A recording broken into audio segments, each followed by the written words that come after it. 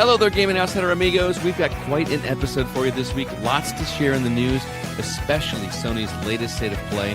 You'll also hear our impressions of new games, including Under the Island, which is a gorgeous-looking Zelda clone, Mario Tennis Fever, which is exactly what it sounds like, and the demo for a gear-gated game called Akatori. It looks like a charming, vibrant, beautiful game. You don't want to miss it.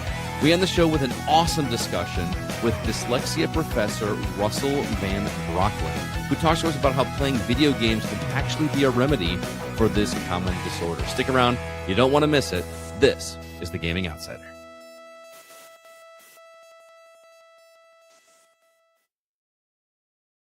Greetings, programs, and welcome to The Gaming Outsider, a video game podcast with a focus on our incredible community, which can be found at thegamingoutsider.com. We've also got a community at facebook.com/groups/the GoCast and even a Discord server. Yes, believe it or not, you can find that link in the show notes of this very episode. It is Monday, February 16th. I'm your host, Scott Clark, and joining me are my good friends, Mr. Zach Parkerson. How are you, sir? Hola, sir. I saw you dropping your Spanish knowledge there in the intro. Yes, I am still Duolingoing it up. I actually hit like level 100 in Spanish, and I still am not anywhere near fluent, but I can't stop doing it, dude. It's got me by its hooks with the gamification of it, and I keep doing it. So, yeah, but that is there. Also joining us, Mr. Jacob Gunderson. How are you, sir? You poor man. Duolingo has got you by the balls. It does, man. It's really hard. I was actually talking to my wife about that today. I'm like, it's going to feel so weird whenever I inevitably quit doing Duolingo, because that's literally the first thing I do. I get up, I grab my phone, and I start doing my Spanish lessons first thing in the morning at 4 o'clock in the morning, mind you. And like, to not have to do that is going to feel really weird because I've been doing it for 2.5 years, almost 3. Do another language. I don't need another language. I need to learn how to speak Spanish. He's doing Spanish for 2.5 years, and the most he can whip out is amigos. I think amigos. Speak Spanish a little longer. It's really funny. It's funny you say that, Jacob, because one of the things that people have told me is go watch a show that you know really well and watch it dubbed in Spanish. And one of the shows I know better than any other shows is Friends. And at the beginning of Friends, when they show the title card that says Friends, the dots in the middle, nobody, when you watch that show, says Friends in the background. It just has it up there. But on the Spanish dub, this guy comes in and goes, amigos, every single time the episode starts. It's great. But all right, so that is that is my life right now. Jake, Zach, thank you so much for being here. But everybody out there, we've got a very special guest for you. It gives me great pleasure to welcome to the show a very special guest. He is the founder of Dyslexia Classes. He is known as the Dyslexia Professor, Mr. Russell Van Brocklen. Russell, how are you doing, sir? Great. Thanks for having me. It's awesome to chat with you. Real quick, can you let everybody know what is Dyslexia Classes? Well, it's designed to basically teach parents to teach their kids how to overcome the problems with reading and writing that the schools, quite frankly, can't do. Mm-hmm. We've had parents do it in as little as 5 months. Sometimes it takes a bit longer, but real quick, this is the top book in my field, Overcoming Dyslexia by Sally Shaywitz. Okay. That's dyslexia. And what I do is the back part of the brain, that's, for you guys, you have all that neuroactivity, that's K through high school. And if you look at my brain, we got next to nothing going on, but 2.5 times the neuroactivity in the front part. That's word analysis followed by articulation. So I'm the only one that focuses on that. Working, where the kids are really strong instead of where they're really weak. And as far as what you're doing, I don't think you can possibly guess what 12-year-old boys their favorite thing to do is. I don't think you could guess that. Robot. Want to take a flyer? I could take a couple of guesses, but I'm not. This is a family-friendly podcast. It's called video games. Yes, absolutely. So we use video games to help them learn to overcome the reading and writing issues. Awesome. We're looking forward to hearing all about that. I'm particularly interested. I don't know if I told you about this when we were preparing for the show, but I'm actually a 3rd grade teacher by day. So I'm going to have all kinds of questions about how to recognize dyslexia and things that I can do even outside of video games a little bit, but we will get there for sure. Thank you so much for being here. I've been really looking forward to this conversation all week long. And in fact, we want to talk about the games that we've been catching up on. What have you been playing lately? Because you've been a gamer for quite a while as well, right? Yeah, I'm just gonna. Yeah, this is gonna sound so retro. I'm 52, so I got into gaming in the 80s, Sure. and the one game that I still like playing a lot is called Auto Duel. Okay. It's about this is real old school Commodore 64. You guys probably don't even know what that is. Oh, sure. It's literally 6400K, really ancient computer, but it's about you get to build different cars, put on different weapons on them, and you're trying to be a courier, getting things from different cities, and people are trying to stop you. And I know the modern games have a lot more better graphics and everything. I just found the storyline to be much better, and it's just something that I really enjoy playing. I've never heard of this. I've actually heard of the Commodore 64. Thomas Beck's one of our listeners. He told me that they've made, at least in the UK or in the Netherlands where he's at, a plug and play version of the Commodore 64. Like NES Classic or the SNES Classic. They've actually made a Commodore 64 version of that. I've been really tempted to pick one up and check it out, but it's got a full keyboard, right? If I remember. Yeah, it's a full keyboard. I mean, what you're going to find is guys of my generation, we actually will go on eBay, and you will not believe what we're willing to pay to get like vintage grade A copy of the stuff we had when we were kids. Nice. And another one that I like playing, it was called Wrecker. You get to take different vehicles and put like crushers on them, make these really design your own place where you can move things up and the race courses, and it's just a lot of fun. And for the more intellectual side, when I'm feeling like that, there was a game called Mule, which was just a ton of fun to play. My first major in college was economics, so you can guess where that came from. Sure. You would have to go against each other. What are you producing? What's not producing? And then when there was a disaster, somebody had to buy your stuff and they couldn't do things. Man, I would jack up the price like crazy. Yeah. I just found them a lot more fun from that era. They're much more simplistic. So the storyline had to be much better because the graphics were nothing like they are today. Interesting. Right. Now, are you playing that on original hardware? Yeah, I'm playing that all on original hardware, original joysticks, original everything. Very cool. I mean, we're talking back to the days of those 5.5-inch floppy things. Oh yeah. Well, actually, I'm sorry. Before that, a lot of them are cartridges. So yeah, it's real old school. Yeah, I remember going. I have a lot of fun with that. I remember going to a class when I was a kid. My dad sent me to a program in Milwaukee called College for Kids that had a computer programming class, and I was learning on an Apple IIe. With the 5-inch, you would save all your data and all your programs on one of those 5-inch floppy disks. I had to have been like 6 years old, I think, when I was trying to learn how to code stuff as a kid. So, very fond memories of that, though. But that's awesome that you're checking out the old school. I'm a little bit. I was actually born in '80s, so I was raised on games in the '80s as well. But for me, it was Atari 2600, and then eventually the NES, which I obviously have a massive love for that. I've collected every game in the released in North America. And they sit there beautifully on my shelf, unplayed, all the time. and your co-hosts are probably looking at this, going, "What are these old guys talking about?" No, they make fun of me more when I keep stuff sealed and don't open it. Like that's the bigger problem. So. Or when you pay $15 for a digital version of a game that's over there on your NES shelf. Yes, that's a good point too. Yeah. I have to pay a lot more than $15. I'll tell you, some of the games that I saw like original one. It's like this guy wanted $400. I'm like, okay, here's your $400, but it was all top shelf original stuff. I'm actually playing on an old colored TV. I mean, that's how vintage I am.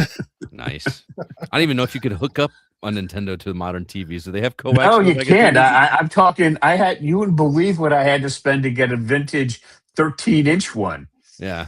I mean, back when I was a kid, a full big TV set was 19 inches. Yep. Right?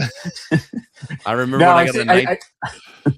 I think your co-hosts are trying to think: were we doing this back in the caveman era? Did we learn how to make fires? And what was the name of your pet dinosaur? That's what they're saying. Yeah. I was raised a little bit more classically when I was born in 90 and I got an NES when I was 5 and I played on a 13-inch TV that had the knobs and all that stuff. The NES played on channel E, I think it was. So yeah, it was just that was an experience, but yeah, technology flew for me because I had the NES and then I had the 64 and I was like, man, this is crazy. they move so fast. Right. Well, I mean, to give you an example, one of my clients, just before the pandemic, his parents said, "Well, you're being grounded. You have to go to your room." I'm like, "What punishment is that? I would take that one." He had like a freaking 75-inch like QL like super TV with a Bose surround sound with a mini fridge with all his favorite snacks in the damn thing. I'm like, "What punishment is this?" Right? Let's get a freaking apartment in his bedroom. Yeah, right. Exactly. Well, let me talk about the games I've been playing. I talked about it last week a little bit, but I played some more Borderlands 4 with Joel Solinsky. That game, dude, are you booing me or Borderlands 4 or Joel himself? Which one are you? Which one are you booing? Borderlands 4. If you just hate the series, sure, I'll take it. But I am absolutely loving this game. It has got its hooks in me. I'm going to be playing this one for a while. We came across a storyline in this game. I know that the humor in this one is not quite as sophomoric, maybe, I guess, as like Borderlands 2. And the Borderlands 2 was probably the biggest offender of just being like off the wall bonkers with its humor. This one is more like Dungeon Crawler Carl kind of ridiculousness for humor. As an example, there's a side quest that I've got where you were supposed to chase a UFO that is abducting cattle. Like you just come across it. There's a triangular UFO and you see these cattle on the ground and they get sucked up like old 80s style UFOs. And then it moves to another location. You have to go to another location to find it. Well, when you finally get the last leg of this quest, you go into this spaceship and you find out that the alien controlling it is an alien version of the cattle that he's been abducting, and he's got this giant brain in his head, and he's doing it for research and all this crazy stuff. And he thanks you for your help in doing this research, and then then you're just done. It's just a bizarre stuff like that is so random and funny to me that I'm really digging it. And the guns are so much fun to play with, and we just keep having a really good time. It feels good to do headshots again, so that's been a blast. So there's that, but I've also decided in my ever yearning to play games for me instead of playing for review, I had my PlayStation on because I was trying to download the demo for Mina the Hollower, which I did not. I was apparently too early, wasn't available, and I saw that I had months ago downloaded the Uncharted collection on from I think it was PS4 and PS5, and I was like, man, I haven't played those games since launch. So I played through a third of Uncharted Drake's Fortune, and it only takes like 2 hours. That probably was. It probably took me about 2 hours to get a third of the way through the game. Yeah, I am having a blast, man. It is like those games are still just super fun. What's interesting for me is that my experience is a little backwards than it was when I played them originally, because when I first played Uncharted, I was like, man, the shooting is really fun and all the headshots are great. I just want to get through this puzzle so I go back to the shooting. Now I am the exact opposite. I'm like, can we get through the shooting section so I can get to more puzzles? Because the puzzles were like way more interesting to me. Now you're old. You want to slow down? Apparently, I'm just getting old, and it's crazy. That and like I remember when those games were released, everybody used to talk about how, man, these games are just ridiculous. Like Nathan Drake is just killing so many people, just like it's one dude against like this army, and I never really thought twice about it. I'm like, guys, it's a video game. And now I'm like, there's no way this would ever happen. Like, I don't know. It's just, it's interesting how my seasoned self has a different perspective on this game, but I'm legit looking forward to going through this trilogy again. It's a lot of fun. Zach, what about you, sir? What have you been catching up on? I finished up Lunistis. That was a 32-bit platforming throwback that I played last week. It is only like 2.5 hours, I think it took me to beat the whole thing. And then like an extra 30-ish minutes to S-rank all the levels. Gotta get that platinum, right? Well, this is on Steam. Oh, my bad. Yeah. but it was just fun to play it, and it gave me a reason to play some more. Nice. It is very Sonic Adventure, which is a high compliment from me. Mm-hmm. So if you're a Sonic fan, Ludus is the way to go. But then, unlike you, I did download the Meaning of the Hollower demo. Yeah. And it is an interesting game because it is stylized like that, like an 8-bit Game Boy game, right? Like Link's Awakening. And it is top down like that. But to my surprise, this game is a Souls-like. Souls-like? Yes, you are killing enemies. You're getting experience if you die while you're holding the experience. You have to go reclaim them from where you dropped. I mean, that's how Shovel Knight was, right? I did not play Shovel Knight. Yeah, that's how Shovel Knight did the same thing, and it was more like a Mega Man DuckTales kind of game. Same developer. Right. So no, it's the same guys. It just okay. The only Shovel Knight I played was King of Cards. Oh yeah, that was cool. That was a good one. But anyway, yeah, it has these Souls-like elements, if not just, and it has like the level design that has a bunch of shortcuts to get you back to the checkpoint for the area, sort of thing. And when you die, the enemies come back, which I guess is standard for games of that era anyway. Mm-hmm. But it's just, it very much reminded me of. It had more Souls-like components than I would have imagined. Interesting. It was a little disappointing because I kind of just wanted it to be a Zelda game. Yeah, because it very much just looks like Link's Awakening. But with it looking like Link's Awakening, does it control like Link's Awakening, or does it feel tighter? No, if you go back and play like original Link's Awakening, it's it's not quite as precise. You can move diagonally more smoothly. Yeah. Okay. There's a dedicated jump button. Oh, okay. So you have to like switch to the feather. Yeah, exactly. Oh my goodness, that was interesting. But I mean, it seems cool. I just I wasn't prepared correctly for what it was, because again, it just looked like Zelda, but in a Castlevania-esque castle. Sure. Yeah. But, is there like a burrowing technique? Yeah. Mm-hmm. I don't understand how that works. You can if you hold jump after you jump, she digs in the ground, and then you can like go under a boulder, and then you can throw that at enemies, or it'll let you get under gates, or if you time it. It jumps higher than a regular jump when you come out of a burrow, so you can use that as sort of like a longer jump to get to more distant platforms. Wasn't crazy about the burrowing mechanic in my short demo, but I don't know.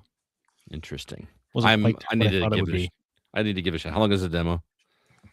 I didn't play all of it. Oh, okay. I played like 30 minutes, so it seems substantial. Nice. It's pretty sizable for demo. Loved Shovel Knight and all the subsequent DLCs / standalone titles that came with that. I loved them all. I love that series so much, and I'm looking forward to pretty much anything that Yacht Club Games puts out. So I will definitely check out the demo and probably check out the game. They didn't give us a release date. I know we're going to talk about it in the State of Play shortly, but they still haven't confirmed when that game is coming out. So it's supposed to come out October 31st, 2025, as I recall. Yeah, it's crazy for a game like that to be delayed. You expect it to be the big AAA games that get delayed. I guess they want it to be perfect. Well, they said they basically put all of the Shovel Knight money into this game. Oh, so wow. They got a lot riding on it. Apparently. All right. Well, that's what we've been catching up on. Let's flip over and talk about the week's news.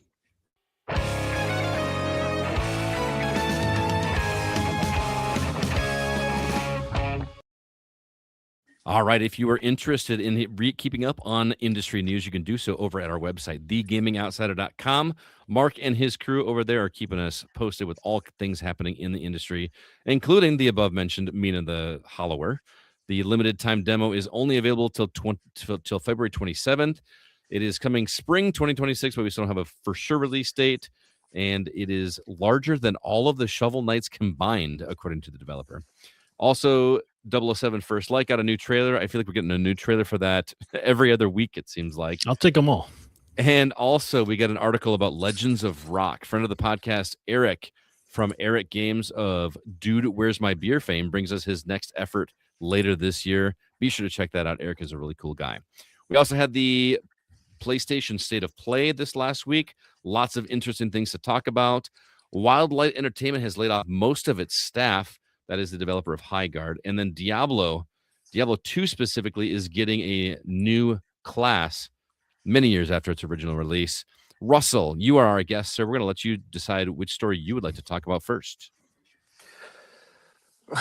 Well, to be honest with you, I really can't really decide. All right. There's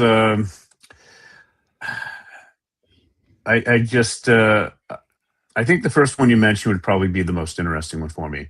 The Mina the Hollower that we or the Yeah. State of Play. Oh. No, All right. yeah. All right, so Mina the Hollower, like Zach was mentioning, is it's a retro styled game. It looks very much like graphics from the original Game Boy Advance.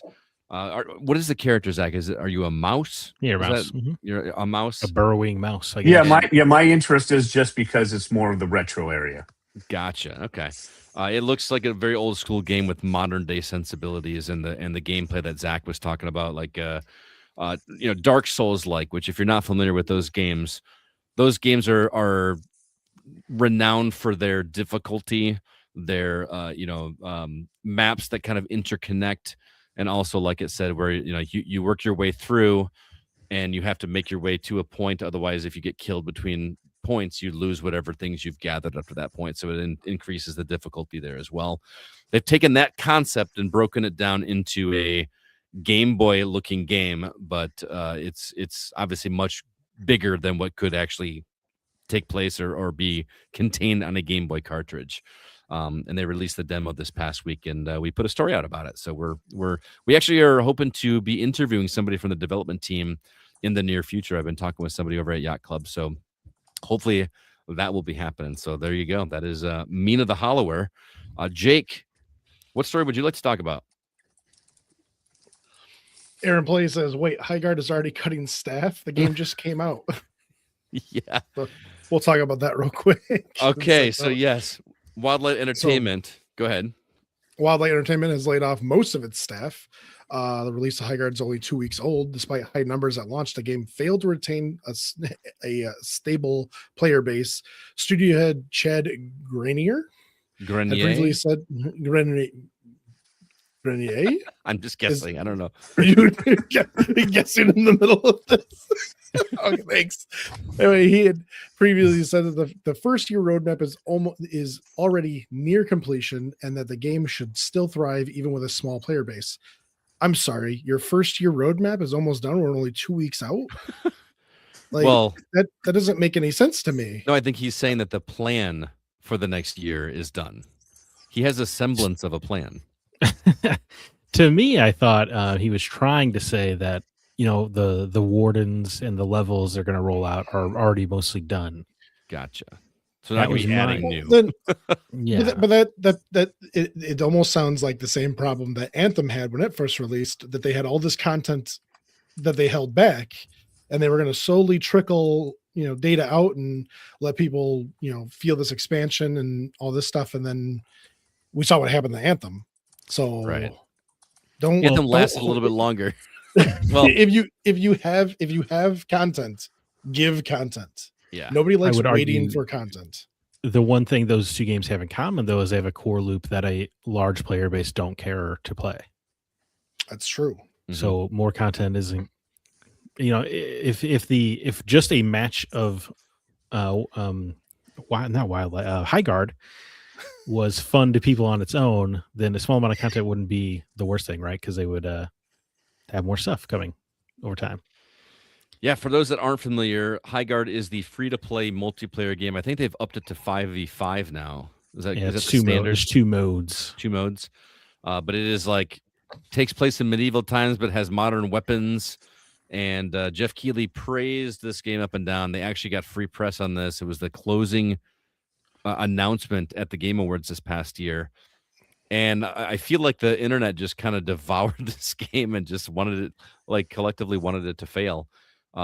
What's interesting about this story is that some of the developers have gone on social media and basically blamed the internet for this game not doing well. I have mixed feelings about that, but I'm curious what you guys think.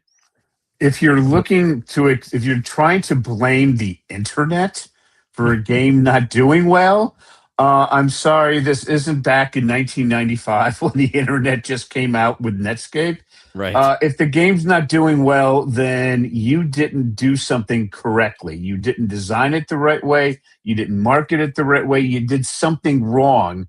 Blaming the internet is about the most ridiculous thing I can think of in the 2020s. Yeah, I think Russell's right. Because they had 97,000 people playing it at once on Steam on launch day. That's just Steam, right? That's not counting Xbox or PlayStation. And you lost all the way down to 3,000 concurrents on that first day. That would indicate that people actually did give your game a chance, or even if they were haters who were just downloading it just to crap on it.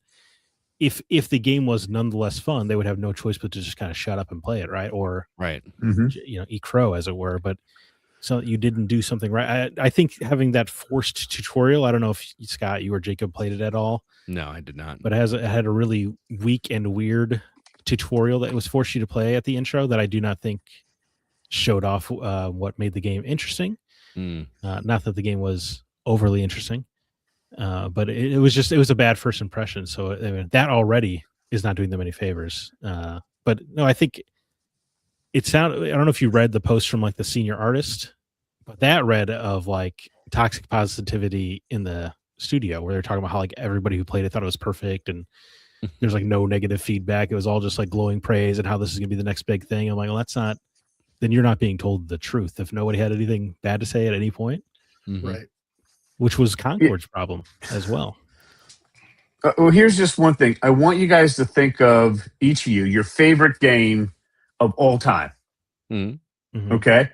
Now think of what are some things you would have liked to see improved upon it, and you would have a list. Yeah, absolutely. Right. Okay. Sure. So if you're never hearing any problems, how can you be? I think that guy. I mean, they made a turkey, and they're trying to justify it for whatever reason. But I mean, come on. Even the favorite games I ever loved playing, my top 10, I could give you a laundry list of things I'd like to see changed on them, even now. Yeah. Right. I mean, yeah, they're really shooting themselves in the foot with saying just the worst possible things. Not a good look. Does not endear an audience to you, that's for sure. I feel like just to kind of play devil's advocate a little bit, I feel like this game had such high expectations because of the praise that it got from Jeff Keighley, because of the pedigree spot it got at the Game Awards. And anytime something like that happens, you've got a subset of people that just immediately want something to fail because it's popular. Sure. Right. I think that does exist. Is that the reason why this game didn't exist? Would it have? It's one of those you're never going to know because we're not going to be able to look at a crystal ball and see what would have happened. Could it have been moderately successful if this thing started getting word of mouth a couple weeks after release? You know what I mean? Maybe it didn't get the 97,000 players on day one. Maybe it got, 40,000 players on day one. And then people started talking about it and began, hey, this is actually kind of an interesting game. Word of mouth spread. I mean, isn't that how Helldivers 2 happened? Like people weren't hyped for that game, and then they started talking about it, and then it became the next big thing. I feel like Arc Raiders is the same way. I had no interest in Arc Raiders until people started talking about it, and now I kind of have to play that game. Right now, it's sold 14 million copies. Right. I think one of the problems is Arc Raiders came out, and it looks different than the other games that we're playing right now. Whereas Highguard came out, and it's just another hero shooter with mounts and guns. And with a match loop where 2/3 of the playtime is wasted time killing. Right. Yeah. So, take what you want, but a hero shooter is not what people want anymore. I mean, back to what Russell was saying. You can ride a Panther or Jaguar. Right. Yeah. Well, I mean, it's pretty cool. To Russell's point, though, you're looking for things to improve. I don't know how you play test that game and don't recognize that that's a problem. Because especially with today's modern players, their attention spans are very, very short. Nothing. Yeah, they're. Yeah, I would have to just say, just from a generational perspective, I used to love playing Final Fantasy. That thing would take me over 100 hours to go through. But now, with ever since the iPhone came out, especially the Zoomers out there, Gen Z, they're used to getting dopamine hits so much that they just need just instant success. It's gotten so bad that, like, I have an attention deficit hyperactivity disorder. I used to lifeguard for like 12 hours, and I would just sit there and do it. And now the kids the Y, if they have to go any more than a half an hour, they literally found statistically it's not safe. They have to like let them go get on a break so they can get on their iPhone. Whoa, wow. So you just have to get things to get people's attention and just keep it building up so they'll actually stay, because the attention span of a lot of the younger generation it's not there. I honestly will admit that I think that's filtered down for me as well, because I've tried to play some older games. I talked a couple of weeks ago about playing Earthbound on the Super Nintendo. Back when I was a kid and I had nothing but time and I was working through games like this, when I died and had to backtrack and go back to a save point, that took a long time. Oh yeah, it sucks, but I'm still playing a game. I'm still enjoying this, and I deserved it because I didn't plan that correctly. Now, if I die and I have to go back, I'm like, I'm not doing that again right now. I'm going to go play something else. So it's Exactly. not just the younger generation. If I feel like my time is wasted, I'm putting you away and I'm going to go grab something else. So if you're going to do that in a game that is a brand new game like this, what would you say was 2.5 minutes of prep before you actually get into you had like that first minute, which is of reinforcing walls, which is completely useless. It serves no function.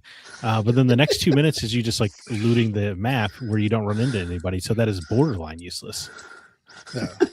Like you're just going to lose you're just going to completely lose the new generation with that. That's 3 minutes up front. You're asking people where they're not actually shooting anybody in a shooter game. Right. Yep. That's rough. That was actually one of my biggest arguments with Monster Hunter Rise is that the first 5 minutes of every match or whatever hunt was bird collecting, because they had these songbirds that gave you power-ups for your health and stamina and whatnot.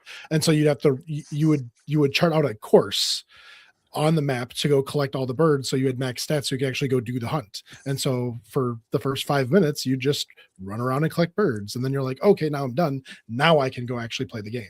Now you can go hunt monsters in Monster Hunter. Right. But I mean, look at the modern hero shooters. I mean, these aren't even necessarily hero shooters, but Fortnite or Apex Legends, both of those games, you are dropped on a map and you're not given a time limit to find weapons. You're finding weapons as quickly as you can because you know that everybody else is doing the same thing. Yep. So this feels like a step backwards to give 3.5 minutes of useless stuff where someone is going to be looking on their phone at what other games can I play instead of this one. Yeah. Well, the main thing is I just want you to think big picture. All right. What are we playing games for? For fun. Yeah. For fun. Enjoyment. And especially if you're on your phone, it's usually because, you got a couple of minutes to kill. You do not want to spend time. You have to get right to it. And if the people didn't realize that, I have to question who was the lead on this project. Right. Because I could have just gone on to Opus 4.5 at that point, or 4.6 now, typed in and said, what's the research on how much time we have to do this and what's the basic. I mean, I could get the answer in 10 minutes. I mean, and this is obviously a very expensive. I don't get it. So somebody really dropped the ball on this one. Yeah. It's unfortunate because I'm not a type of person that wants a game to fail. I never want a developer. These. I almost never want a developer to fail. There's a lot of, there's like 100 people that worked at Wildlight Entertainment here. Used to. Yeah, used to. that clearly were passionate about the Senate they put together. And they're proud of it, and they loved it. They couldn't find any fault with it, but I don't want them to be unemployed either. And that's just is, another situation where those that are doing the grunt work are the ones that are going to be suffering, while those up here are going to be just fine, probably. So I like this comment from Paul in our chat. He says, Is Keeley endorsement the new Madden curse? Which is I think he said earlier that like Keeley's Aaron actually is the one above here that said that Keeley's never going to endorse a game this highly again, because like seriously, that's going to be like the thing now. As soon as he gets all excited about something, they're like, oh, we're not going to like that game. See, I think it's kind of endearing that the biggest voice in video games who hosts the Game Awards, found this like totally mediocre game and just totally loved it, because we all love some trash games. Oh yeah. And I love that he loves something and he got excited about it. I don't fault him. It's just unfortunate that when he says, yeah, this game's good, everyone's like, well, I guess it better be great then. Yeah. Well, I mean, I've been there. Okay. I recommended a game. I emailed another podcast host. Jeff Kanata. I emailed Jeff Kanata and said, dude, you got to play this game. This dwarves game. It's so great. I don't like auto battlers. This one is awesome. I listened to his episode. He's like, yeah, so Scott Clark from the Gaming Outsider recommended I play this dwarves game. And I got to check it out. And yeah, this game is not for me. Dude, it was like, oh, man. It was the worst feeling in the world because I really thought he was going to dig this game. So now imagine doing that millions of times over, and that's where Jeff Keighley is right now, right? But I mean, that's the heart and soul of our podcast, right? Yeah, you found a game that wasn't for somebody else, right? I really thought it was going to be for doesn't mean it's not a good game. It just wasn't one for him. Yeah. One thing that I've noticed a lot of times, there were people that would send me game recommendations, and I'd say, "Yeah, that's a first-rate game. It's just not for me." Mm-hmm. But once I find out people that I've known for years that just love certain types, and like, yeah, you might want to try this one out. They're like, sometimes they're like, yeah, that's great. Other times, yeah, but you missed it because I don't like X. And I was like, okay, so I know not to send those anymore. But you're not going to get perfect recommendations all the time. The key thing is you send him something you thought he would like. Now you can find out what the issue was and be a little more on focus next time. So what you're saying, Russell, is it's the thought that counts. What I'm saying is, it's generally a crapshoot. Yeah. All right. Yeah. There are people that I know for years on things. I thought, hey, this would be perfect for them, and it was always a little bit off because people have gotten really specific about games. Now, remember, I'm the old guy who loves playing the stuff from the 80s. Who, there wasn't a lot out there. It was very simple. But now you're getting all these really complicated games. Really just deep things, and people are very specific in what they like. Mm-hmm. The way I like to describe it is kind of like going from basic beer in the 80s to high-end wine, and you have some sommelier come over and say there's like 52 different things that make up this wine or whatever it is, and people are really specific. That's what I see changed over the decades. Yeah. Or like you go to Starbucks and somebody orders I want no fat, extra whip, have 4 quad, like just like these crazy orders. I just go in, if I ever order coffee, I'm like, simple, just this and a little bit of syrup. I'm good. Right. But when you're looking at what, with your friend, when you recommend a game, if you forgot like the foam type or something, or like you go to Subway and you put one thing on that you didn't like, and now they don't want to eat the sub. I'm finding that relates to video games now because it's there's just so much more sophisticated in what's out there now. Yeah. I remember I gave up on my game. Say that again. I hate like olives in my game. Remember, I gave up on Assassin's Creed Revelations because there was tower defense in it. I completely for one mission, by the way. Yeah, for one mission. But I was like, all right, I'm out. This says tower defense. I don't want to play this game anymore. And I missed out on a pretty cool story apparently because of that. All right, let's move on. Cool ending, okay? Yeah. Just YouTube it. Yeah. Zach, what story would you like to talk about? Well, I guess let's jump into the state of play. All right, because I thought it was a pretty good one. I do too. I guess you just like tag team games you're interested in, I suppose. Yeah. So this state of play was interesting because there was a lot of just fresh information about stuff we already knew about, but then peppered in there was a bunch of interesting new things. So, Russell, did you get a chance to watch any of the PlayStation state of play? I don't know if I want to pass off to this year. Russell's a retro guy. My sister's been getting ready for surgery, so I've been just booked on that for the last. Well, no worries. If you don't mind, we're just gonna ruminate on these trailers here for a second. Zach, you want to kick things off? Which one? Where do you want to start? I do. I want to say I'm surprised that Kena is getting a sequel. Kena Scars of Cosmora. Yeah, it's kind of blowing up into a bigger game. I thought the first Kena. They keep saying it Kena. I thought it was Kena. But anyway, I thought it was really disappointing. So I actually have no interest in this. But I think it's kind of cool that it's getting a sequel, though. It's interesting you say that because I had very little interest in the first one after hearing you talk about it, and it just looked like whatever. It just kind of looked like a mediocre game. Mm-hmm. I think this thing looks great, but I feel like I don't know the story. This was a great thing to kick off this state of play for me because I was like, I want to play that. This felt like a modern Zelda, and I know I say that a lot. Obviously, I like Zelda, but like there were moments in this trailer where I felt like there were Hyrule Field moments. See, I thought the first Kena looked a lot like a modern Zelda, and then it was not. Okay, so I'm not falling for it again. So how about this? When this comes out, I'll try it and I'll report back to you, and then we'll just I'll take this one. I'll bite the bullet this time. My hero. I'll dive on that grenade.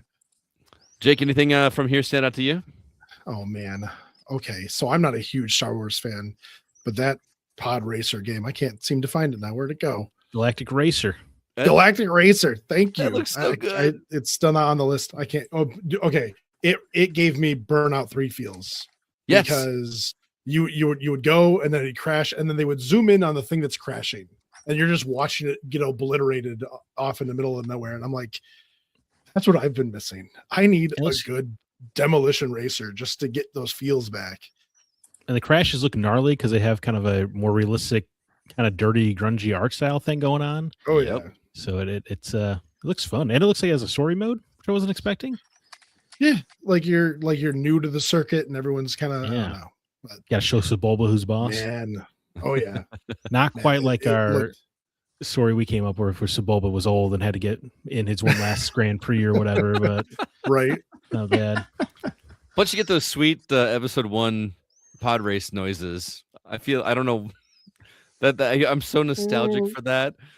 This is totally a side tangent, but the CB posted in one of our chats recently. Jake, you're in on this one where somebody took the scene from that's episode cool. 1. Huh? That's cool. What's cool? The scene I'm not in that one. No, you were in this chat, as I'm saying. You will remember what I'm talking about. Oh, I thought, okay. No mind. CB posted this trailer on you, or not a trailer, but a video on YouTube of someone that took the entire scene from Star Wars, the whole pod racing scene from start to finish, and did all of the pod racing noises with his mouth. So there's like a dude that is doing like he's doing it with spatial audio and everything like that, and it's really funny. You're but right. Anyway. That was a really weird thing to bring up. Well, I didn't know it was going to take that long, but all right, let me pick one. I know people are kind of crapping on this game, but I'm intrigued by 4 Loop. I will probably never play it unless Jake is with me, I guess. 2 Loop. 2 Loop. Yeah, we're going to play 2 Loop. I feel like the guy is selling this, the name is escaping me. That was in this trailer, but the guy that is selling it, he's pulling a little. I'm worried he's pulling a little bit of a Peter Molyneux kind of situation where he's promising the world, because he's saying that this is a game where you are creating experiences by thinking outside the box, and they want you to come up with solutions that weren't even necessarily created. You know, you're not supposed to have solved this way kind of situation. And then there's like a boss that looks like a giant Rubik's Cube, and you have to like shoot the sides of it while dodging through these lasers. And he said everything but Rubik's Cube. I know. I was noticing that too. I was waiting for him to say it. 3D puzzle box 3D or whatever he called it. I don't know. I'm not a big multiplayer guy. I like co-op games, so maybe that's why this one grabbed my attention. But I'm really intrigued by 4 Loop. I think the game looks pretty cool. Well, I think it looks awful, but Legacy of Kain Defiance Remastered doesn't. I wasn't expecting this because they just did a re-release of Legacy of Kain Defiance on the PlayStation, but that was the PS2 version. This one's a little touched up. And I think that's super cool. But also really cool is that they're letting you play part of the canceled sequel as part of this remastered collection, which is it's pretty slick. It's a cool thing to do. Yeah. Oh, we're gonna get that for modern games. You buy the new Star Wars game, you get a piece of that canceled 1313. Right. I mean, dude, that would sell copies alone. Seriously, that would. Galactic Racers, like for an extra $30, we'll give you a level of 1313. People are like, oh my god, swipe my card. Do that. That was like, what was that game that had a demo for Final Fantasy VIII on it? Brave Fencer Mushashi or whatever. Hey, on that PlayStation. game's awesome. Is it? I never played it. I played the demo of Final Fantasy VIII though. You got to protect the all-you-can-eat kingdom. All you can eat kingdom is it? Yeah, you got to protect Princess Buffet. Oh my goodness. Jeez. Oh my goodness.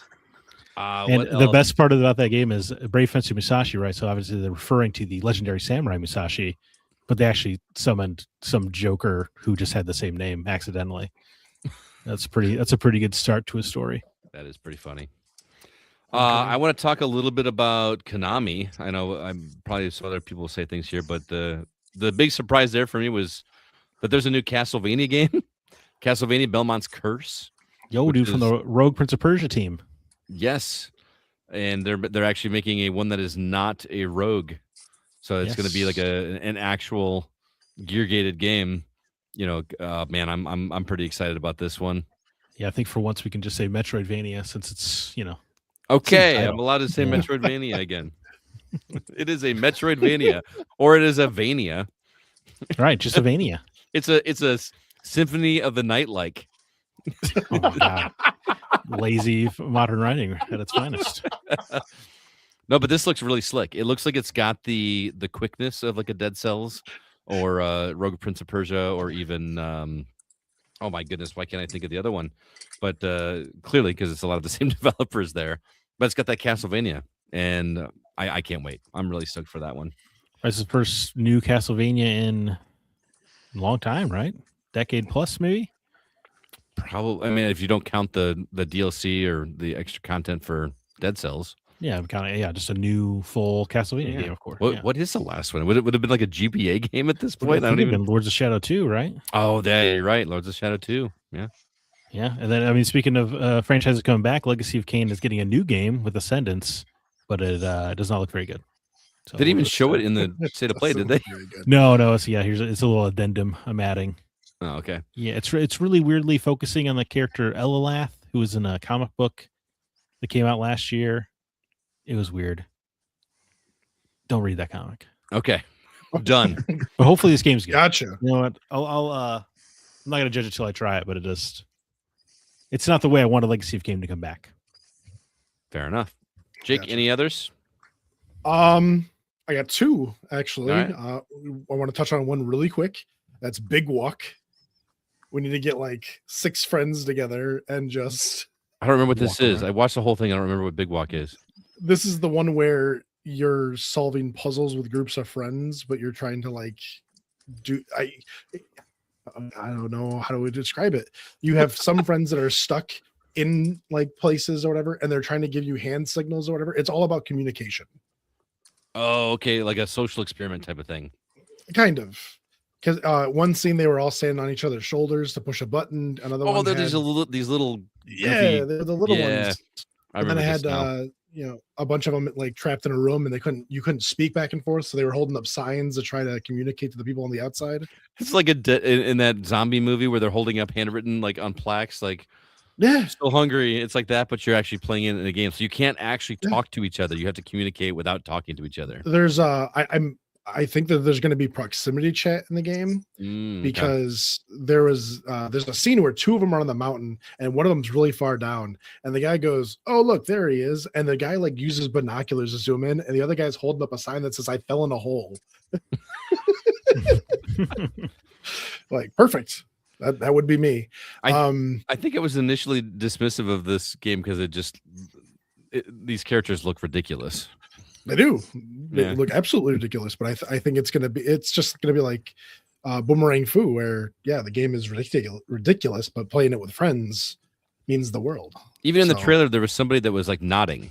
Like you can literally make your character nod to do body language and stuff. So That could be a. Can we bring back game night? Like we all play online together. Oh yeah, we gotta. The community has been asking for it as well, so we gotta do something. Let's do it. The other one is Project Windless. I never knew that I wanted to fight as a giant rooster, but oh my goodness, is this the one that's based on like a very popular Korean Japanese series or something? Or Korean? Yeah. Yeah. Like it's a giant rooster with human arms. Yeah. But it looks awesome. I for some reason I was in the middle of it and I was just like, yeah, that's not a man. He's got feathers. He's on a featherless bipod. Yeah, those words in that order. So yeah, I don't know. The game looks a lot of fun.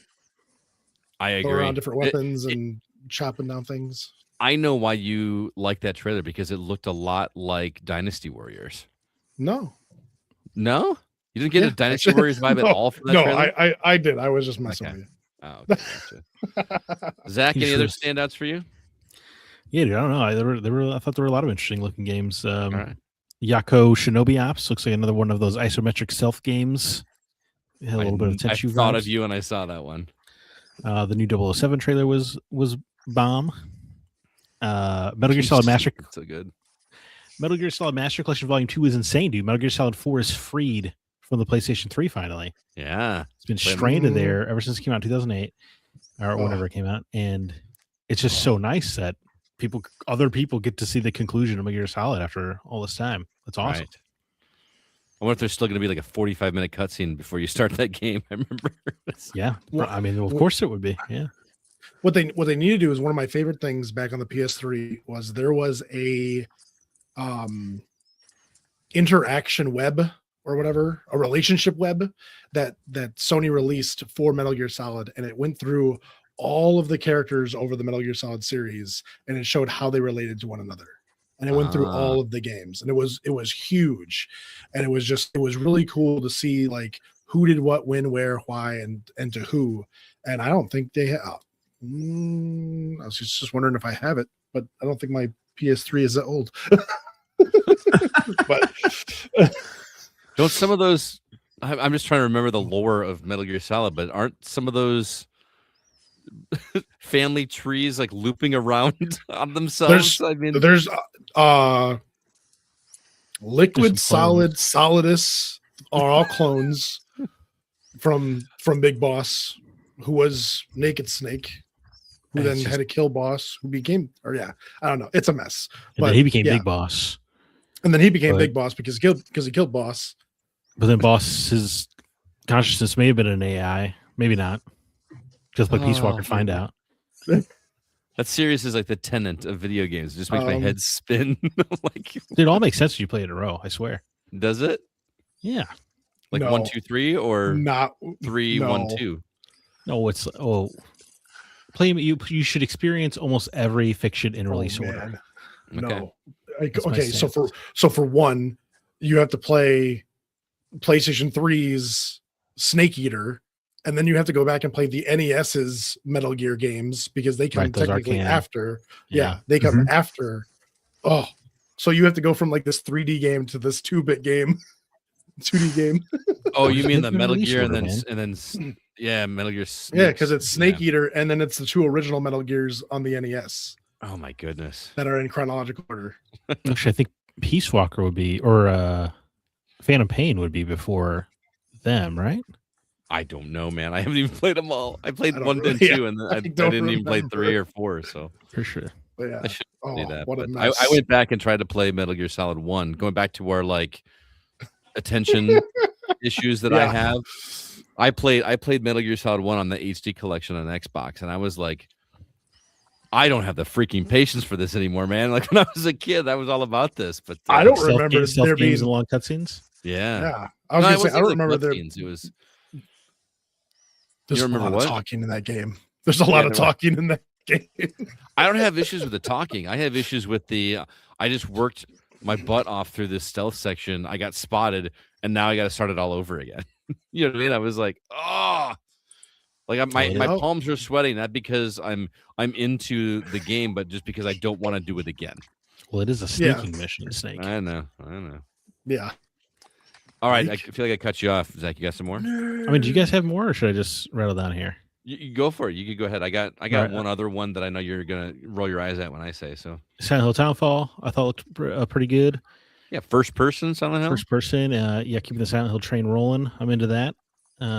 John Wick is getting a video game. Oh, I yeah. love how they didn't show his face until the very end. Did you know it was John Wick? Like right Yeah. away? Yeah. As soon as I saw How a could you dressing room not? or whatever, Taylor Right. room. Yeah. I just feel like in modern pop culture, a tailor means John Wick. But that's what I mean. Like, why Right. did they bother like obscuring his face? Was it because we think they actually got Keanu Reeves? Yeah, I think it's for the Okay. reveal they got. And they revealed him in the most hilarious way possible, since it's about 80% of John Wick's dialogue throughout that franchise of him just going, yeah. It's most of what he says in those movies. But that's cool. And I appreciate there was actual gameplay at the end, because I was kind of annoyed when it was just a CG teaser. Because Yeah. what does that tell me? But it's cool. That's from the Saber. They're really cranking some games out, huh? Space Marine 2, Turok Origins, that Painkiller game. Plus, Cruising. like if this feels like a proper John Wick game as opposed to, no offense to Mike Bithell, but he did that. Was it John Wick Hex? John Wick Hex, yeah, the only Bithell game I never finished. Which like I didn't play it, but from hearing you talk about it, that's not what you want from a John Wick game. I mean, I thought it was a clever way to, illustrate his quick Yeah. thinking, I guess. But yeah, it's not what people wanted for the movies. Right. And then Saros, I think finally looks like a game I do want to play with them explaining more of it. But for me, it is not a $70 game. No, I think I'm gonna crack open Returnal. That's what that trailer made me want to do, is go get my copy and check that out. So absolutely. And then of course, and then the big finales was throwing up a logo for God of War Trilogy getting a remake. And but dude, it was cool that we get to see TC Carson. I was gonna say, man, Kratos. Why has that guy not been the hype man for anything God of War in the past? Like, hell yeah, dude. Well, they took it away from him. Oh, dude, that dude was entertaining as hell.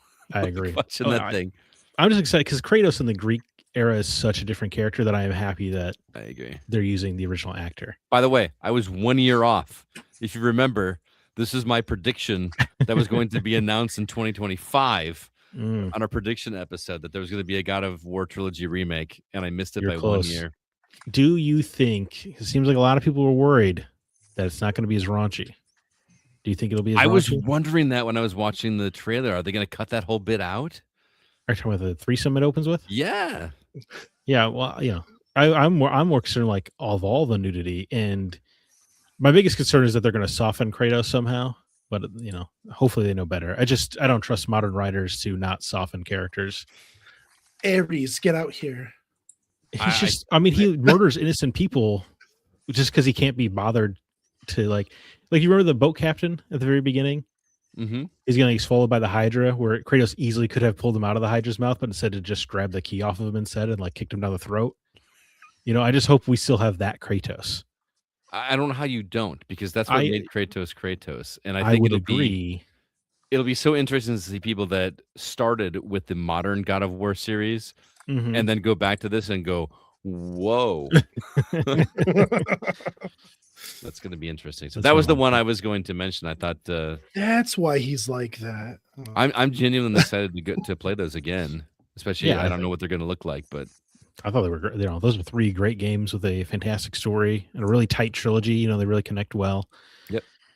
It'll be weird not having the gap in between because they all end on a pretty good cliffhanger. Yeah. So it's gonna be weird to be able to just resolve it right away. And then their big finale was Ghosts of War or God of War: Sons of Sparta. It was a 2D side-scrolling God of War game where you play as teen Kratos with his brother Deimos as an uncool Kratos. Yeah, before he was cool. Before he was angry. Yeah. A 2D God of War sounds cool on paper, but to me this kind of looked like, do you remember the old flip phone side scrollers they would make for like Assassin's Creed or Splinter Cell? Yeah. Kind of looked like one of those. Teen of War. Teen of War. And also, it looked very co-op to me in the trailer, and apparently it is not. That's kind of weird. I don't know about this one. I have heard both ends of the spectrum on this game in terms of its quality. So I feel like I'm going to have to learn this one for myself. And unfortunately, I've got too much on my plate right now to drop whatever the cost of this one is to see. I find $30 to be a bit of a shocking price for this product. Paying for the name, man. That's the first party bump, though. Yeah. Yep. All right, that is the PlayStation State of Play. Unless you guys have anything else you want to mention, I can't believe Dead or Alive 6 is happening. I love that the Dead or Alive 30th anniversary teaser was the two things you know about Dead or Alive, right? Ryu Hayabusa and boobs. Like seriously, there was a shot without going up to face or anything. It was just like a full-on shot of breasts. And yeah, you know, they have the they let you know the character you care about most is here, and the other two characters you care about most are also here. Right. Oh, you mean Ryu Hayabusa? Ryu's, the first one, and the boobs are the other two. All right. Well, the last story that I want to mention, and this will just be brief, but I thought this was really interesting because Diablo 2, which is getting not just Diablo 2.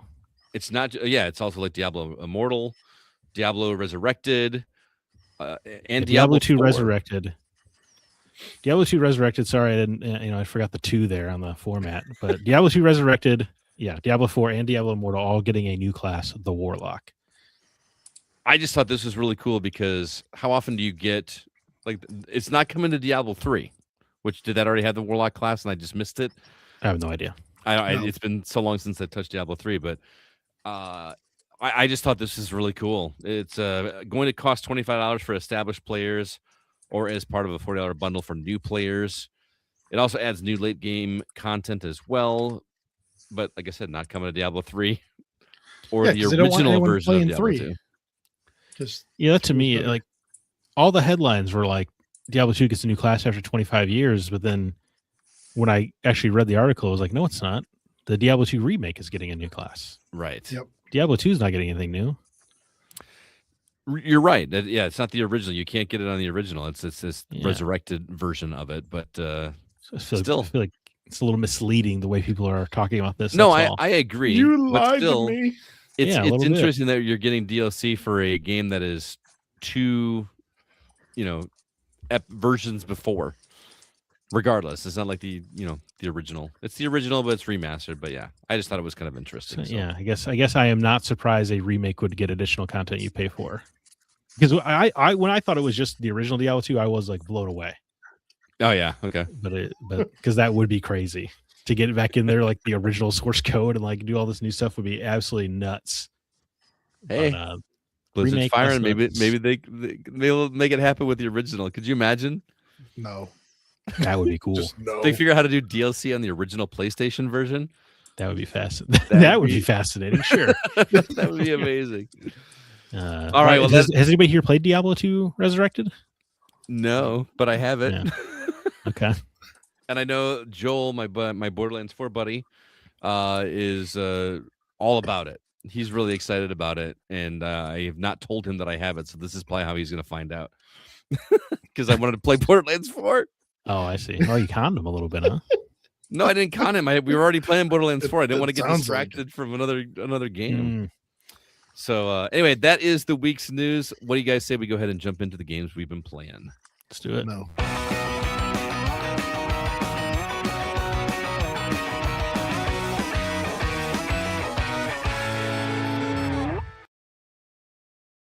All right, Russell, this is going to be your favorite part of the show where we talk about new games coming out that we're excited for.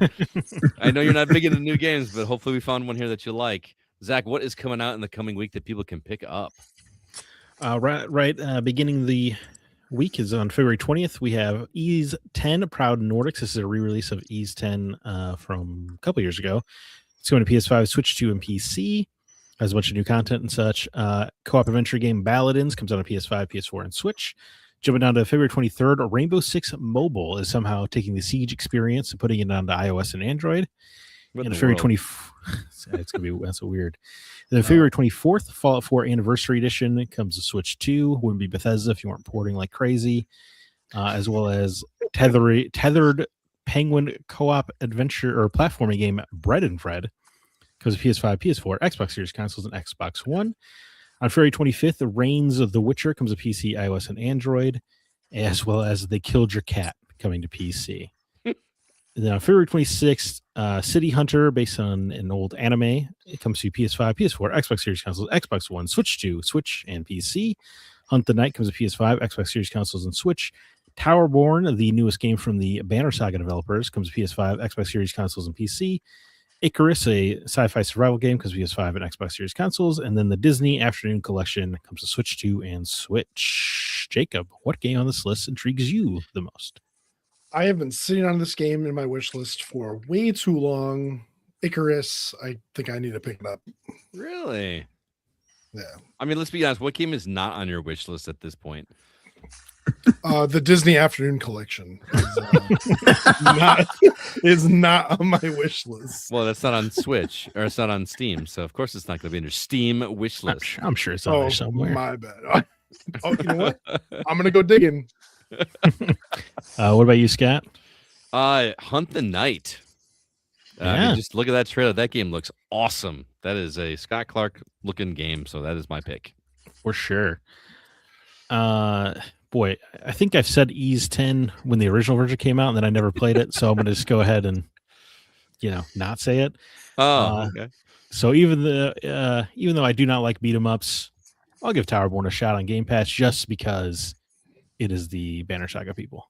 Right. Just in case anyone was wondering, the Disney Afternoon Collection is on Steam and on sale right now for 85% off for $3.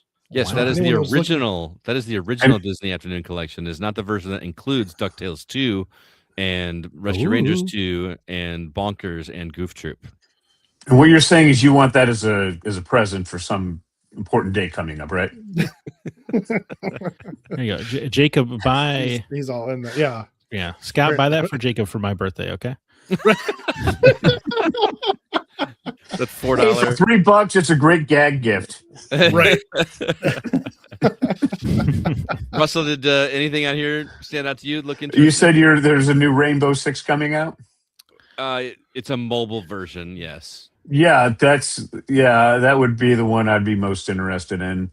That comes from I just if I can recall, Tom Clancy, right? Oh yes. Yeah. Yes, yeah. Have you guys actually read Tom Clancy? I read The Hunt for October. Does that count? Yeah, well, that's a Tom Clancy now. I have his books on audio. I've listened to them several times. I use them for I use them for teaching materials for students who want some intrigue, and then I have them go and look at the video games. And I love this when the student, Dad's like, "You're supposed to be doing homework." I'm doing homework, Dad. I'm playing a video game for homework. Yeah. And he actually had to get me on the line. I said, "Yeah, that's his homework." Huh? I love it. Very cool. All right, well, let's go on and talk about some new games we've been checking out. Jacob, thank you for checking out this game because I have so many questions. The game is called Mugenics. You're playing it on PC. I believe it's only on PC. Yeah. This is from developer Edmund McMillan and Tyler Gliel. I think it's Gliel, yeah. Gliel. If that name does not sound familiar, it should. This is the guy behind Super Meat Boy, amongst other things. The Binding device. Binding of Isaac is way bigger than Super Meat Boy, dude. Yes. Binding of Isaac and Super Meat Boy. Dude, I don't understand what is going on. This game, I feel like this game. Oh man! So I have 14 hours into this game already. Oh my god! I still have no idea what is going on. So they just released right before the game came out. They released another trailer in that little. It was like I don't know what you would call it. But anyway, it was a trailer talking about the stuff that's in the game, and it said there was 250 hours of play. Yeah, which I'm assuming that is if you knew everything that you were supposed to be doing and played right through, there'd be 250 hours. You're throwing cats against a wall and hoping something sticks, literally.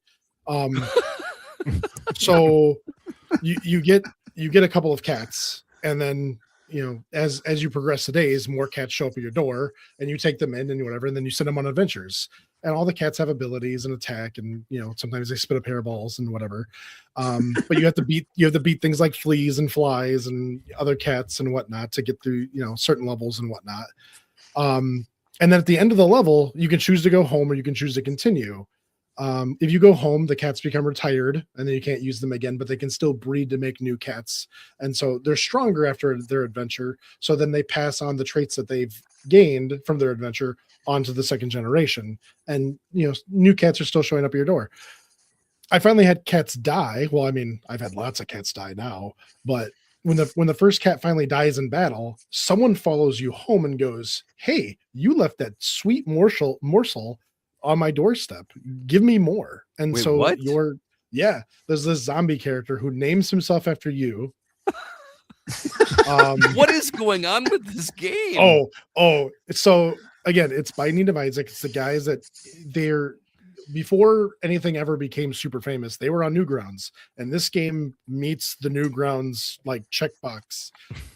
Like every corner of this game is something ridiculous. I mean, it even looks like a Newgrounds game. Oh yes, oh yeah. From the sad faces to the angry faces to everything, it screams Newgrounds. And so the gameplay is you basically just breeding cats to take them into battle to finish something. I don't even know because I'm not that far into the game yet, surprisingly. 14 hours. You're not that far in the game. No, because it is obnoxious. And some parts of it are obnoxiously hard because the game is so unforgiving with the, if your cat dies, your cat dies. And then you have to start from square one. So if that was your strongest cat, or you bred a couple of cats to get that strong, that cat's gone. And then your other cats gain an age as the days go on. So eventually the cats that you were breeding to make the super cats, they have to go away too. So you're kind of trying to balance this like in-home economy of the cats and stuff, along with sending them on missions to make them grow and be better. Okay. What's the deal with the pentagrams sometimes when they're breeding? Are they breeding on pentagrams? Wait, there's actually they show them breeding? Yeah, they show them breeding. Oh yeah, there's a couple of crazy animations of seeing them breed. There was one it showed cats breeding normally and then having the kittens, whatever. And then there was one Kitty that I style? saw, and oh man, the male cat held the female cat above his head and was just slamming it. Oh my goodness, this is a It real was- thing? Oh yeah. It's in the game. It's crazy. So yeah, they can get disorders, they can get mutations, they can get everything. One of the happen chances that happen when you're on an adventure, can cause injury to your cats, and the cats show injury. One of my cats got his head slammed in a door and his head was cracked and bleeding. Oh my goodness. The rest of the time he gained an injury, and the injuries have permanent negative effects on your cats that will be passed down generations if you have those cats. So head injuries are it's a permanent. I mean, yeah, it's the stat that gets passed down. Yes. Which I mean, that cat, the next generation of cat could also be injured again and then have even worse stats. Or when you get them home, there is a pipe outside of the house that you can throw them in, and then you can send certain cats to certain areas to get rid of them. So okay, one guy just collects cats. Doesn't matter what kind of cats. Someone collects. One of the guys is weird. His name is Mr. Tinkles. He collects kittens because he wants a baby. One of the kids, I don't even remember his name. I just remember he wants to be a superhero, and so he breaks his bones so they grow back faster. And so he collects injured cats. This sounds like you're making it all up. I swear. Oh no! Oh no! Straight out of psychopath's mind. I mean, this is from the creator of Binding of Isaac, and that game was messed up. It was messed up, but in a no, it was messed up. It was dark. It was very dark. But my goodness, this just seems like the most off the wall. What in the world is going on with this game?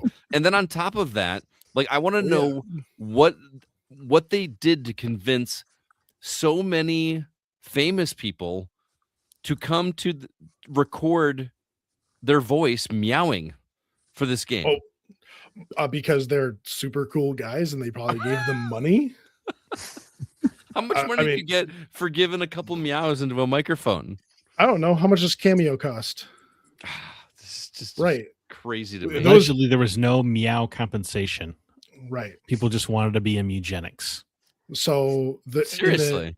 On the opening menu, there's like new game, load game, meow, and settings. And if you click meow, it just meows.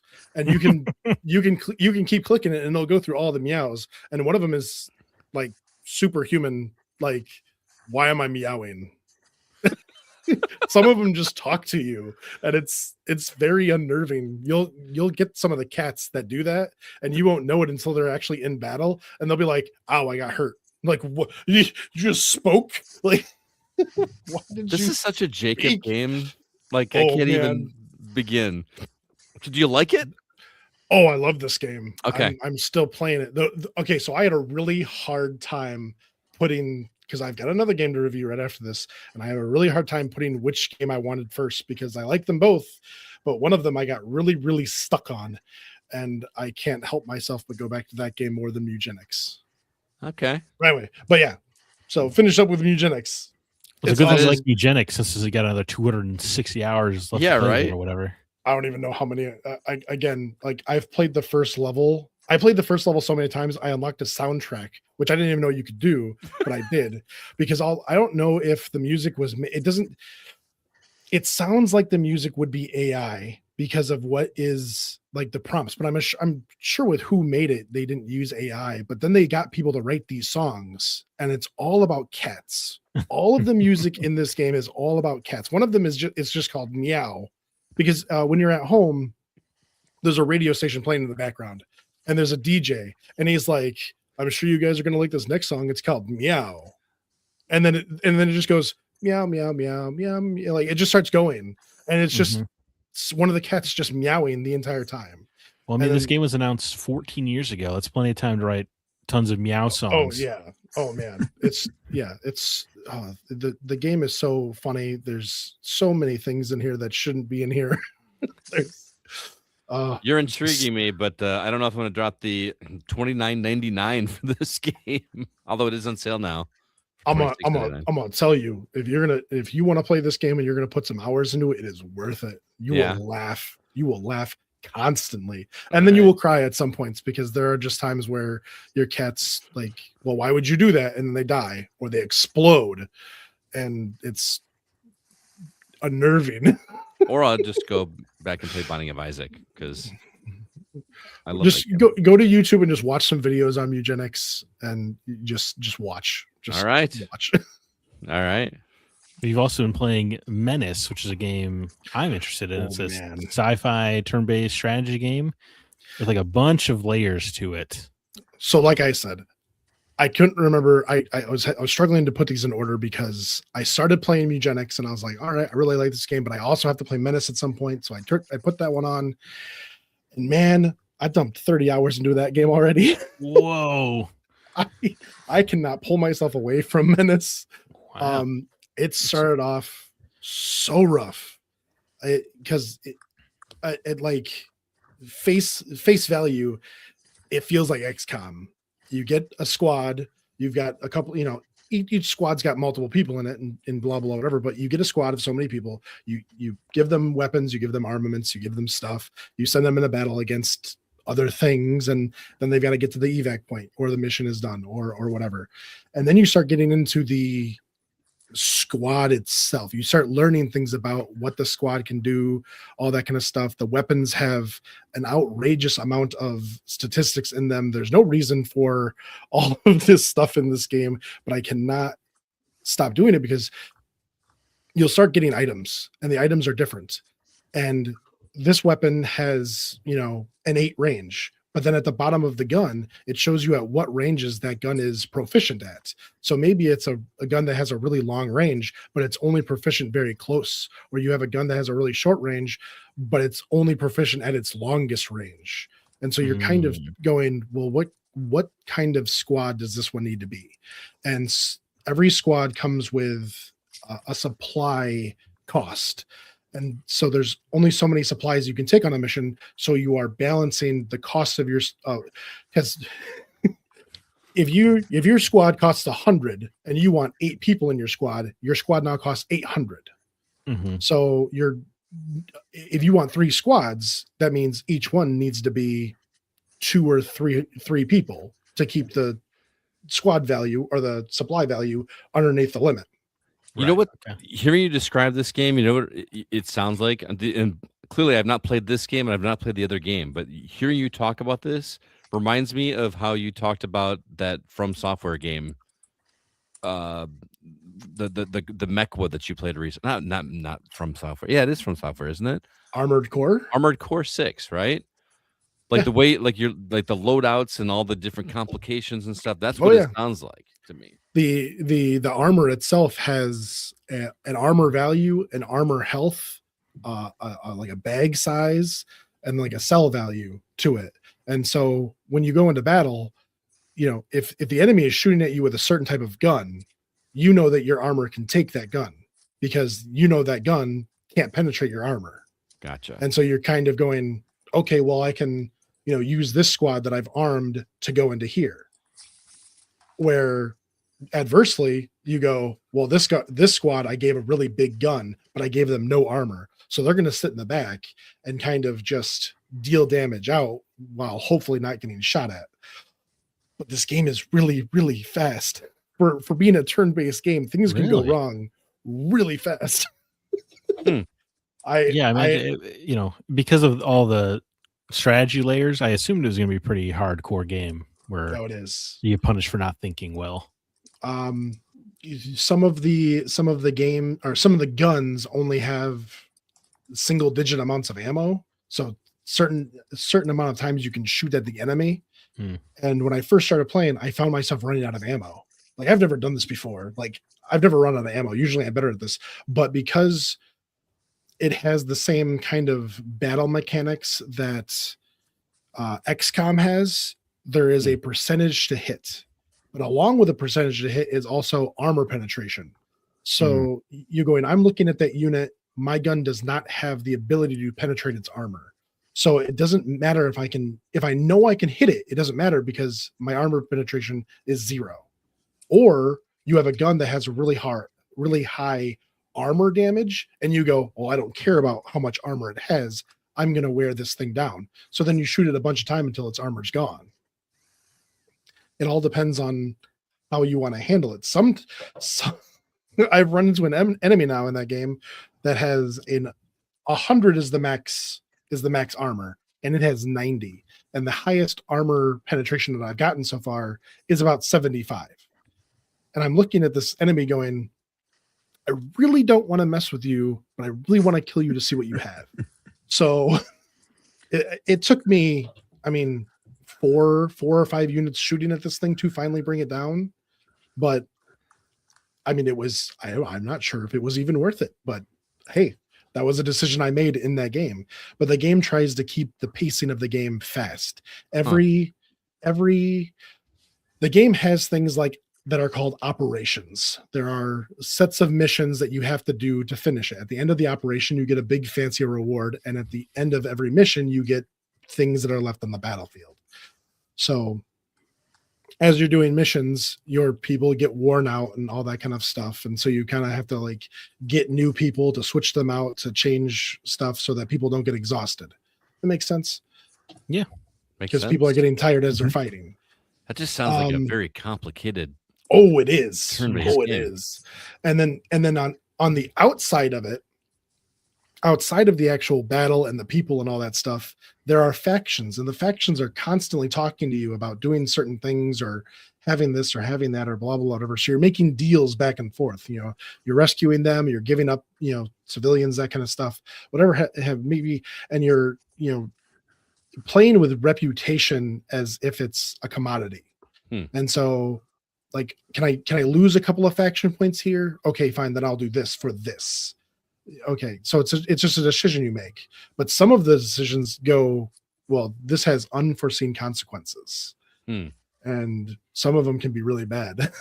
Also, all the stuff that you're describing, not explained at all in the trailer. Like, no, the trailer for this game looks nothing like what you were describing. Apparently the trailer, they hired someone to make the trailer. Okay, so the trailer has, I don't want to say nothing to do with the game. It looks like an action game almost. Yes, it does. Which, by the way, it shows. I was kind of angry about this because I was like, man, I want the tank character to go in and run through gunfire and just blow the hell out of people. That does not work.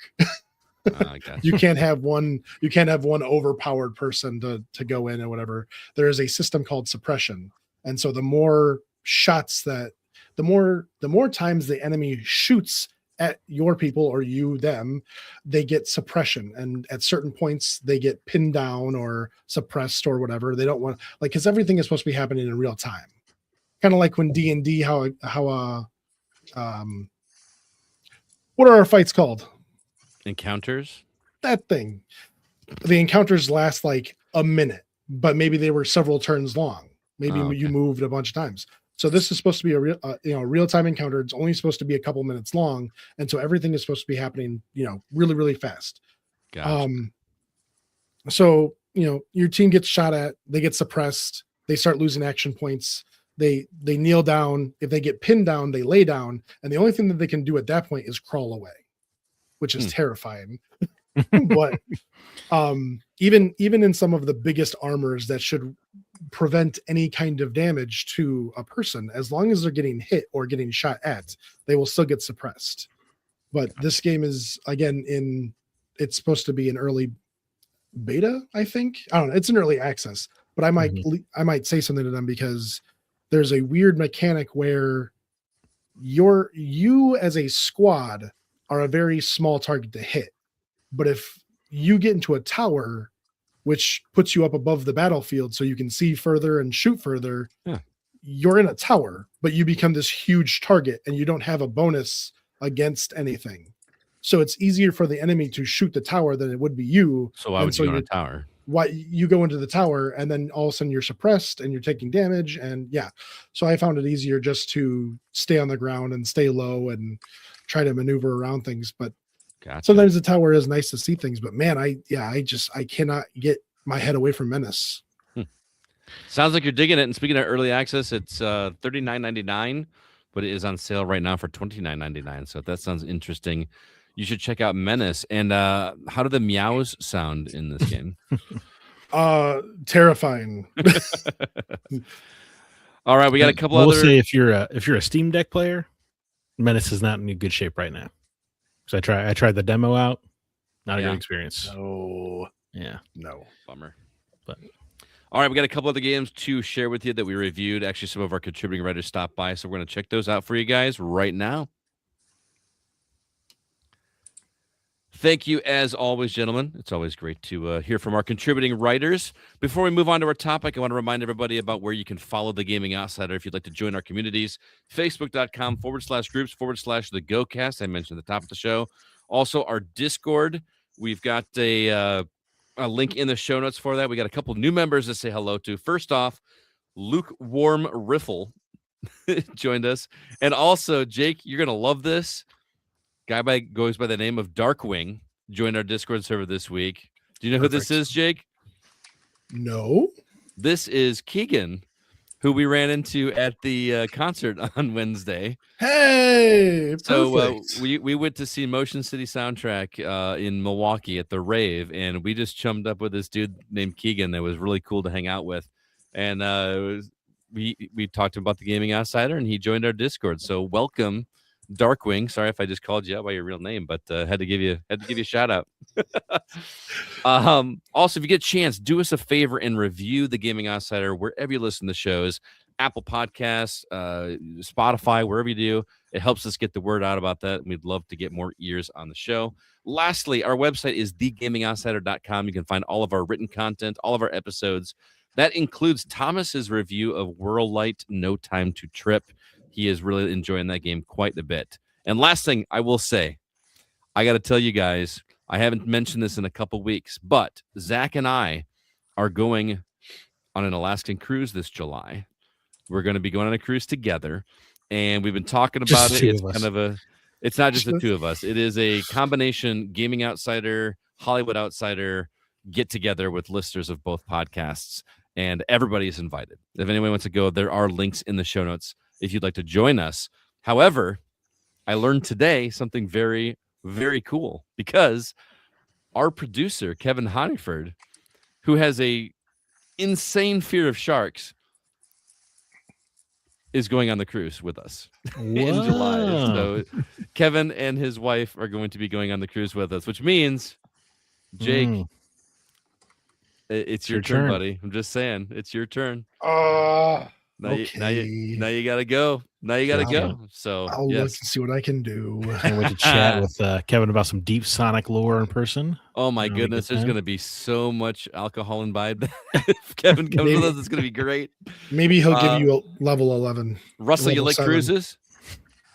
Yes, I do, but I'm going to be working full time for the next year, getting everything launched up today. We're just moving over to putting everything online so we can work with parents in large groups instead of one-on-one.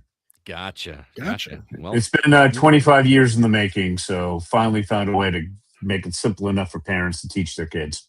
Well, that's awesome. Yeah. And we're looking very forward to talking to you about that. So why don't we go ahead and jump into our From the Outside In topic.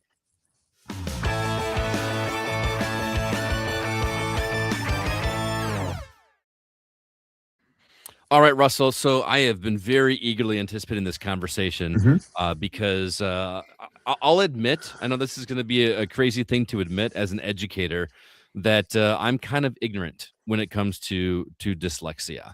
And I imagine that's one of those things where I'm hoping that there are people out there like me that are probably afraid to ask questions like this, because I feel like people think that dyslexia is one thing, and there may be some misconceptions. So I'm hoping that you can kind of enlighten us and let us know what it actually is and why it is such a problem for so many people.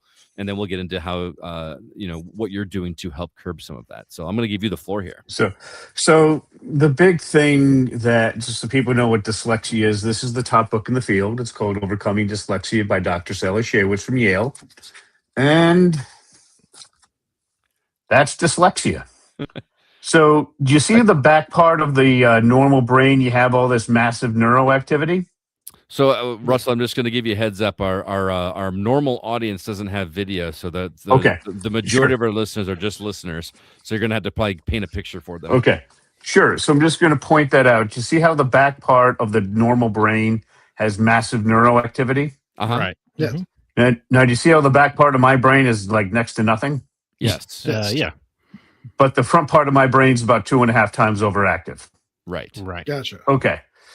So according to the science, that front part of the brain is word analysis followed by articulation. Now, you said that you're a 3rd grade teacher. Correct. Do you have any dyslexics in your class who are essentially writing a bunch of randomly placed misspelled words? I mean, that's 3rd graders. Yes. There's lots of... But I'm just talking purely randomly placed words, completely, there's no organization. They're misspelled over the place. You don't even know where to begin. Oh, sure. Absolutely. Okay. What if I told you it was really easy to fix? I would be all ears. Okay. So let's take an example of a student. You have to change their name to protect their identity, but a student that you know pretty well, one that you've taught over the years. What's the student's name? We'll say Billy. Billy. What's Billy's speciality? What's his area of extreme interest and ability? Art. He's very artistic. He loves to draw. He's figured out how to do shading with pencil drawings and all that kind of stuff. And he's only 8 or 9 years old, so he loves art. But he only likes to do art that he doesn't like to be told what art to do. You know what I mean? Exactly. So what I'm about to do is I'm about to show you how to use word analysis followed by articulation, a simple form, so that you can get these kids to write proper 3-reason sentences. All right. All right. And my competition can show you how to do this in a couple of weeks. I'm going to do it in less than 10 minutes. All right. Are you ready? I'm ready. All right. So the first thing you're going to do with Billy is you're going to have to abandon the idea of using iPads, iPhones, and this will really drive you nuts, handwriting. These kids should never handwrite ever again. I'm actually with you, dude. Here's the reason. You ask us to to write the letter W, okay? And the bandwidth between the front of my brain and the back, is like dial-up, and yours is like 5G. All right. Okay. So by the time we have a handwrite, the whole thing just collapses and doesn't work because it's taking up too much working memory. So we get them on a laptop computer with a real keyboard. You have to have a real keyboard, or this doesn't work. So you're going to type out. Classroom. Yeah, Chromebooks are perfect. So you're going to type out hero +. What are we talking about? And then we're going to ask Billy to copy it.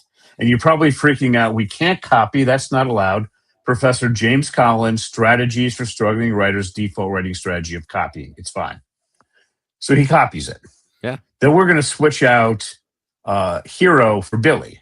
So we got Billy +. What are we talking about? Then we're going to go to list of 10 things that Billy really, really likes, and then 10 things he really, really dislikes. First thing on the top of that is art. So we have Billy +. What are we talking about? We're going to swap out what are we talking about for art. So now we got Billy + art. See how we got there? Yes. Okay. Now I'm going to try to fool you with 2 of the simplest questions you will ever be asked. If you answer them precisely, this works. If not, you're going to get confused and then have an epiphany on what dyslexia really is. All right. Do you think I can fool you with 2 of the simplest questions you've ever been asked? I'm going to guess yes. Okay. Let's give it a shot. So we got Billy + art. We need to swap out the + for a word. Here's my question. Does Billy like or dislike art? He likes art. Okay, so go ahead and give me the 3-word sentence. Billy likes art. But that's not what I asked. What? I'm lost. Okay, let me ask you it again. Here it is. We got Billy + art. We got to replace the +. Here's my question. Yeah. Does Billy like or dislike art? He likes art. But that's not what I asked. You said like art. Billy like art. Okay, good. Now you got it. Okay. Do you see what the difference? Do you see what happened? Yes, I took my prior knowledge or what was already locked into my brain as what is right, and I applied it, even though exactly I didn't answer the question. As an educated person, you knew that to make this a proper sentence, you had to add the S. Billy's dyslexic. He doesn't know how to add the S. Okay. That part of his brain is essentially not functioning. Right. Okay. So what we have to do is we have to move it from the back part of the brain where nothing's going on to the front part of the brain where we have 2.5 times the neural activity. Interesting. So here's how we do that. Remember, word analysis first. So I would ask Billy, because he would have said like, it'd be Billy like art. I'd ask Billy, read what you wrote out loud. Billy like art. Billy, does that sound generally correct? No. Fix it. He fixes it. Billy likes art. Then we practice that for 10 likes and 10 dislikes. Do you see how that is a very simple form of word analysis? Absolutely. Now we go because reason 1. Give me a simple reason why Billy likes art. Billy likes art because he is able to express himself. Billy likes art because he is able to express himself. Now, do you see how the reasons are a simple form of articulation? Now, do you see how what he just wrote? We have a whole mess of misspelled words. Right. Okay. Do you think fixing misspelled words is really, really easy? Not for him, no. No, for you to teach him how to do it. Isn't it really simple? I mean, that's a loaded question. Depending on the tools available to him, it could be simple, but no, it's not. Well, You gotta actually, memorize. it's extremely simple. I'm about to tell you how simple it is. I'm wrong again. Okay? No, I'm just saying, your experience as third grade, most third grade teachers tell me it drives them nuts. I'm about to tell you how simple this is. So what we do is we would tell Billy, first of all, to read what he wrote out loud, and does it sound generally correct? And if not, fix it. Because then those horrific grammar mistakes you're having so much fun trying to fix, those are now fixed. You got a bunch of little ones and some medium ones, and teachers are generally pretty good at doing that. But we got rid of the really nasty stuff. Next thing we do is we tell Billy, every time there's a misspelled word, you have to retype the entire sentence. And he's going to say, I'm not going to make that mistake. And he keeps making it for between 3 and 13 times. Every time he says he's not going to make that mistake, he focuses on it harder and harder and harder till eventually he gets it correct. All right, that's where the magic happens. So we do that for 10 likes and 10 dislikes for reason 1. Same thing for reason 1 and reason 2, and then reason 1, reason 2, and reason 3. By the time you get done with about 80 sentences, most of the kids will be spelling them correctly. If not, repeat the process until it's done. Now, here's the other little thing. Everybody's so big on teaching reading. I don't bother with it, because if you can write a word, you can read it. If you can write it, you can read. So it's so much simpler. And just, how effective this is, if we continue this on to do I show teachers how to do, and parents, how to do basic body paragraphs. An example of how effective this is Kimberly. She's a homeschooling mom. I started working with her on December 27th of 2024. And for the rest of the school year, she worked with her dyslexic son, Reed. And he was just tested by the state of Ohio a few weeks before this. He was reading at the 11th percentile, writing at the 4th percentile. His friends wanted him in public school for social reasons, and he was really big with Logan in X-Men. So that's what we focused on. When he was retested in mid-August, 8.5 months later, his reading jumped to the 64th percentile. His writing jumped to the 65th. Grammar went up to the 97th percentile. First couple months into normal classes as a 6th grader, A's and B's. And that was a mom, not a trained educator. Gotcha. Right. It's fascinating. So, that's how powerful that process is. So it's interesting to hear you talk about what I'm hearing is repetition as being a good thing, because I feel like that's the kind of learner that I've grown up. Like I learn better by doing things over and over and over again until it becomes commonplace. And I feel like, maybe not directly, but I feel like the way that education has gone, and I'm sorry, Jake and Zach, you're going to hear me talk about school for a second. No, yeah, go but ahead. I feel like education has strayed away from repetition, because either they're worried about kids getting bored, or I don't know what. So like, I feel like so much of my instruction, I want to I want to do this repetition. I want to do these facts over and over and over again. And I've just been preached at since undergrad to not what they call drill and kill. is the way right. But here is where you just can't. Here's the problem with the way schools are set up, because it kills the neurodiverse. Not because you're trying to, but our brains are completely opposite. Yours is great back here, mine's great up here. So do you know how we try to make students well-rounded before we specialize in grad school? Sure. Worst thing in the world for a dyslexic or ADD or ADHD kid. If you want them to do anything, you got to focus on their speciality, their area of extreme interest and ability, until we finish an intervention period and get them up to where they are grade level wise. Let me give you an example. Here's a little book, just so everybody knows. I'm holding up a book called The Rise of Theodore Roosevelt, all 900 pages. This is the book on Theodore Roosevelt. Won the Pulitzer. It's for 10th grade to first year college level, depending who you ask. I gave that to Casey when she was 10, going on 11. She was reading at the 2nd grade level, and she wanted to do reading first, so I gave her a simple process. She locked herself in her room for 3 hours a night for 6 months, most of the day during the summer. And after 6 months, she increased her reading level to the 8th grade level. But sorry, 8 grade levels. She jumped up to the 10th grade level. You could flip it to any page in the book, point to a word, and she would tell you the dictionary definition. But when I moved her to a book she hated, this is the most motivated kid I ever worked with. She said her motivation dropped about 50%. For most kids, you step outside the speciality, you're down 75 to 90%. That's why you can't get them to do anything. So you have to find out what that extreme interest is and what they're really good at. Work with the parents to do the grunt work at home, all right, and get them up to grade level as quickly as possible. The other thing is, if you ask a dyslexic or ADD or ADHD kid, in their speciality, do you have ideas flying around your head at light speed but with little to no organization? The answer is yes. Yeah. So what we have to do is we have to force the brain to organize itself by using writing as a measurable output. Let me explain what that means. So standard high school question: what effect did Martin Luther King's famous "I Have a Dream" speech have on the American 1960s civil rights movement? Big question, and then they go specific. To a dyslexic, that's like grabbing fog. No way. So we ask a specific to a general question: what personally compelled Martin Luther King to want to give his famous speech? That we find the answer, then that answer gives us a question, gives us an answer, gives us a question, gives us an answer.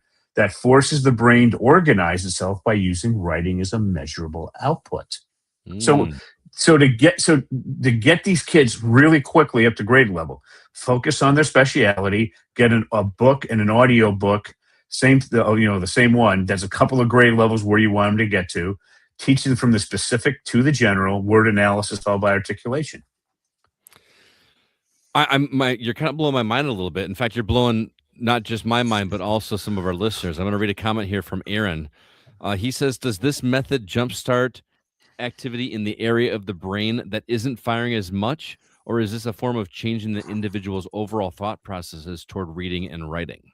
Well, again, the back part of our brain has next to nothing going on. I ignore that. The front part of the brain is 2.5 times overactive. And just if you want to know the exact thing, second edition, Overcoming Dyslexia, page 78, figure 23. So what essentially is happening is the front part of the brain is there's just no organization. So by focusing on what we're interested in, we'll actually do the work. Take any ADHD kid. You can't get them to do anything. Get them in their speciality. Try pulling them away 12 hours later. Okay, so for example, what I use video games for this for, I look like Tom Clancy. There was one kid, I like military history. I said, okay, what do you say we get, the video game for this? And he's like, or something Tom Clancy. And they're like, okay, now let's get the book associated with it. Now, how did the game not do as well as the book? How could we improve this? And I had him completely in, and then his dad walks in. You're playing a video game for homework? I'm like, yes. He's like, I don't understand. Well, so go ahead. Go ahead, Jake. You used a method of compare and contrast from the book to the video game to make them actually use the thought process of what they did to put it on paper to get them to actually do work. Which, right? I mean, yeah, okay. I mean, literally, I was anchoring it because this is a kid who had ADHD and his parents could do nothing. But if I had him look at the video game, I said, "What do you want to do?" He said, "I want to make video games." I said, "Great. Tom Clancy's one of the best authors out there. So let's get a book and the audio book, and then we're going to go through that so you can figure out how to make the game better." Oh, okay. And then I had him locked in. Right. All right. I had him looking up stuff. His dad said I had to literally go up and force him to go to bed. And I said, yeah, that's a good problem to have. So that's dealing in the kid's speciality and using video games in a connection to the book.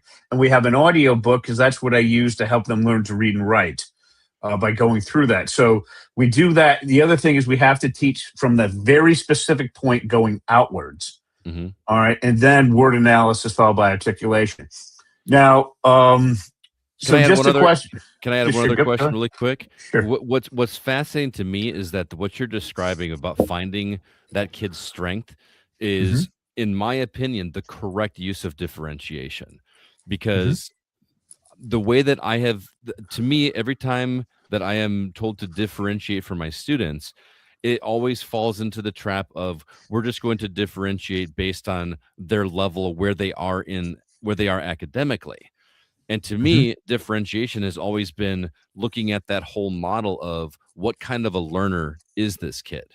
Is this a visual learner? Is this a kinetic learner? You know what I mean? Is this an audible learner? And that's what true differentiation is. And it's not even just that, but it's also, like you're saying, finding the thing that is interesting to them. I got a kid in my class right now that is absolutely obsessed with turtles. He has a pet turtle named Squirtle the turtle. And we do a morning circle question every single day. And it is something like, what is your favorite breakfast cereal? Or if you could choose a way to fly to the moon or whatever, how would you do it? No matter what the question is, this kid always finds a way to incorporate turtles into it. Well, I'm going to have a turtle flavored breakfast cereal, and there's going to be a turtle on the box. You know what I mean? So my differentiation with him is going to be to have him write about turtles, or have him do whatever assignment I am and have it revolve around this thing that he likes. You know what I mean? So you're not only differentiating at the academic level, but you're also differentiating at their interest level, and that's going to help them learn. Am I understanding that correctly? Right. Exactly. Now, you're a third grade teacher, but I'm just going to run you something real quick now. Let's say we're dealing with high school kids. Okay. Have you ever noticed that, with the high school kids, just getting them to be able to write well enough to pass their high school final test is just a real pain in the neck? Yeah, I mean, it's pretty much difficult to get. I taught middle school last year, so I've not taught high school, but my middle schoolers, they just want to be done with the assignment. They don't care about the quality of the work. They just want to get it done so they can move on to something more interesting. Okay. Well, let me show you a quick way to deal with that. And this is going to even be something you've now. Just so I know, how far did you go in your education? A master's degree. What if I told you I can tell you something about writing body paragraphs you've never heard of before? All right. I'm all ears. And I teach it to sixth graders. Okay. So I want you to, it's going to back up a little bit, and then I'll get into what it makes sense, because this is just the best way I find to explain it. I want you to think about a movie that you think is one of the best of all times. Everybody's seen it, and you know it intimately. What movie is that? Star Wars. Star Wars. Okay. Now I'm going to make you think. I want you to tell me in one universal theme, one word, the one word universal theme that best represents Star Wars. One word that best represents Star Wars? One word universal theme that best represents Star Wars. Rebellion. Okay. Now, can you imagine back when you looked at Star Wars, when the movie came out, if you look it up again, you got these Ivy League educated people saying this happened, and this happened. It ruins the movie. Sound familiar? Yeah. Neil deGrasse Tyson loves to do that, right? Yeah. Here's how you do it better. You take the word rebellion and you ask, how did the actors do with that?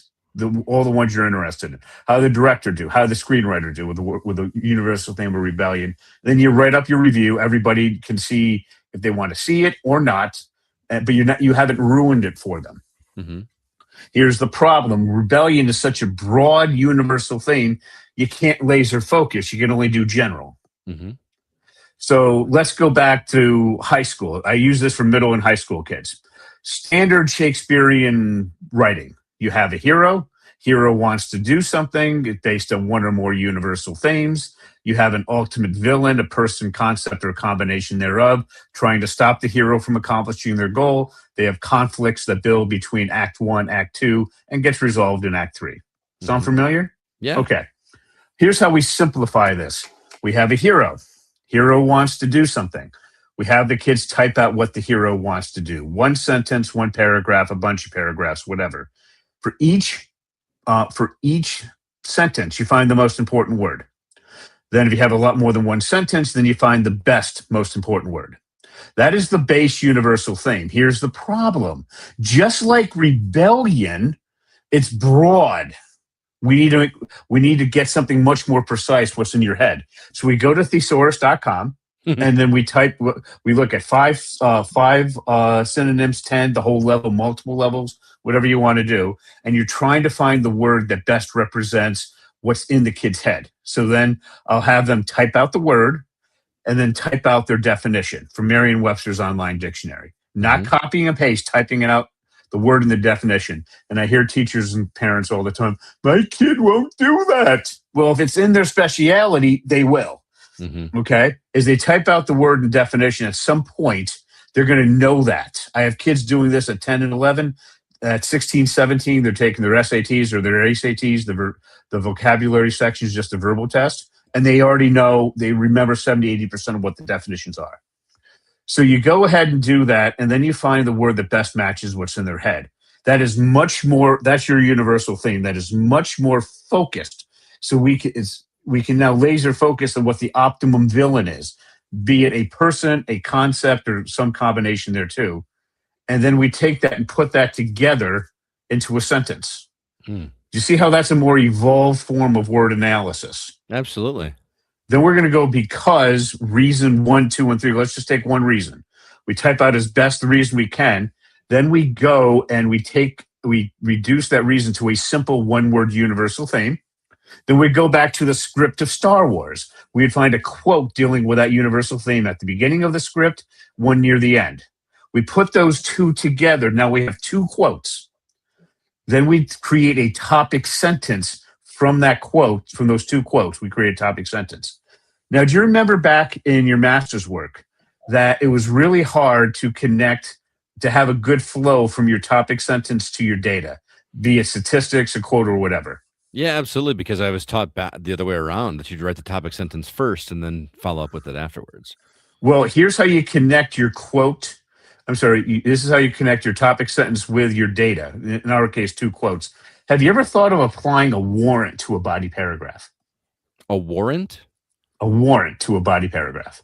I don't think I'm understanding. I have a different definition in my head of what a warrant is. So that's, the English language, we have one word with multiple meanings. If I use a book called The Craft of Research, which came out in 1995 to help PhD students at the University of Chicago write their doctoral dissertations. It sold over 1 million copies since then. And if you're not at the PhD level, you don't know what a warrant is.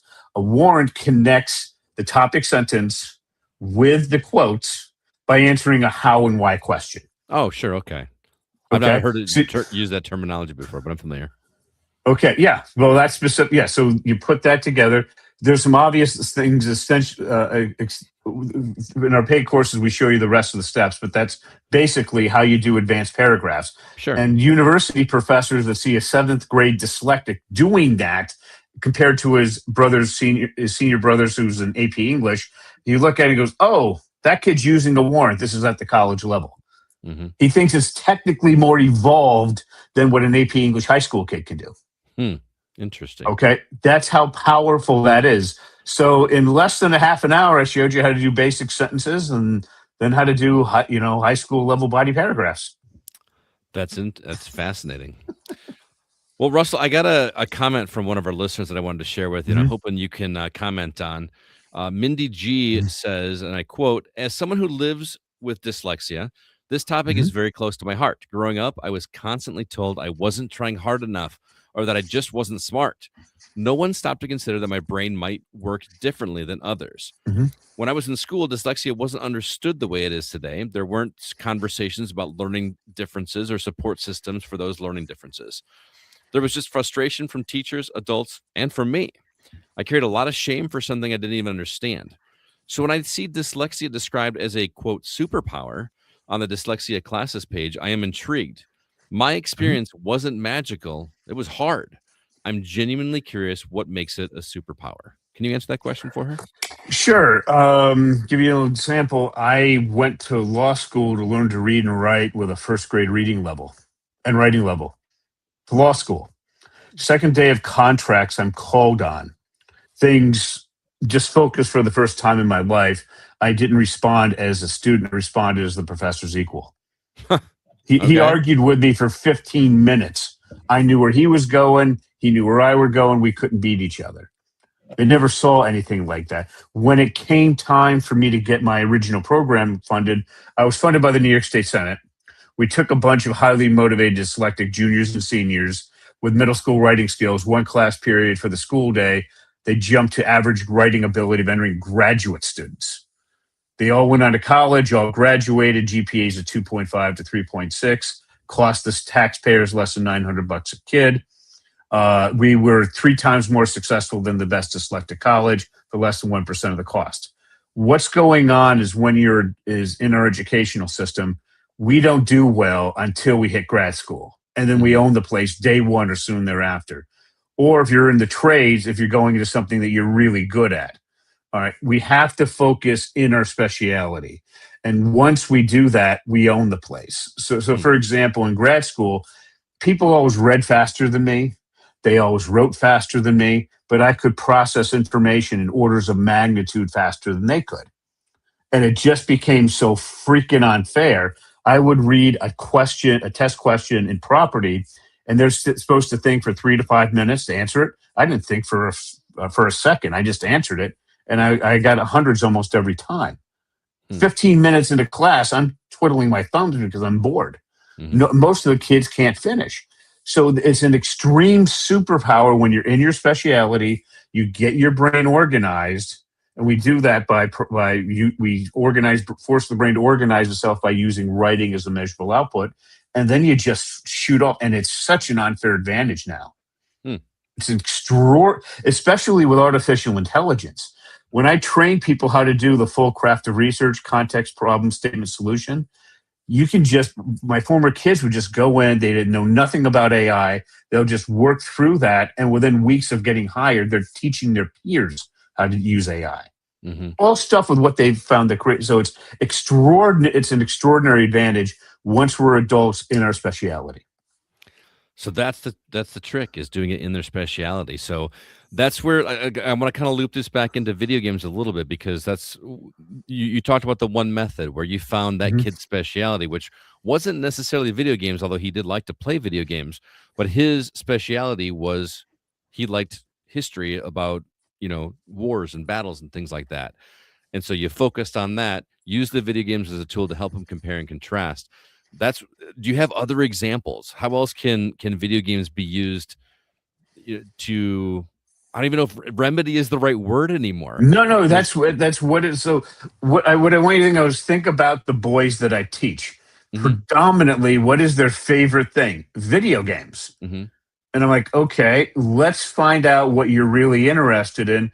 And then what I try to tell them is, I said, okay, is this the best way you can make this video game, or can you improve it? And they have all these ideas. I said, no, we're going to do this properly. We're going to find out a book on this that has an accompanying audio book. I'm going to have you go through this, and I want you not to just give me ideas off your head. I want real ideas that could actually make sense if we were going to make these changes. I said, because adults get paid real money to do that. Then I get them excited about that. Sure. So we go through, and they get so detailed oriented that I actually get them in the book. And I constantly get this.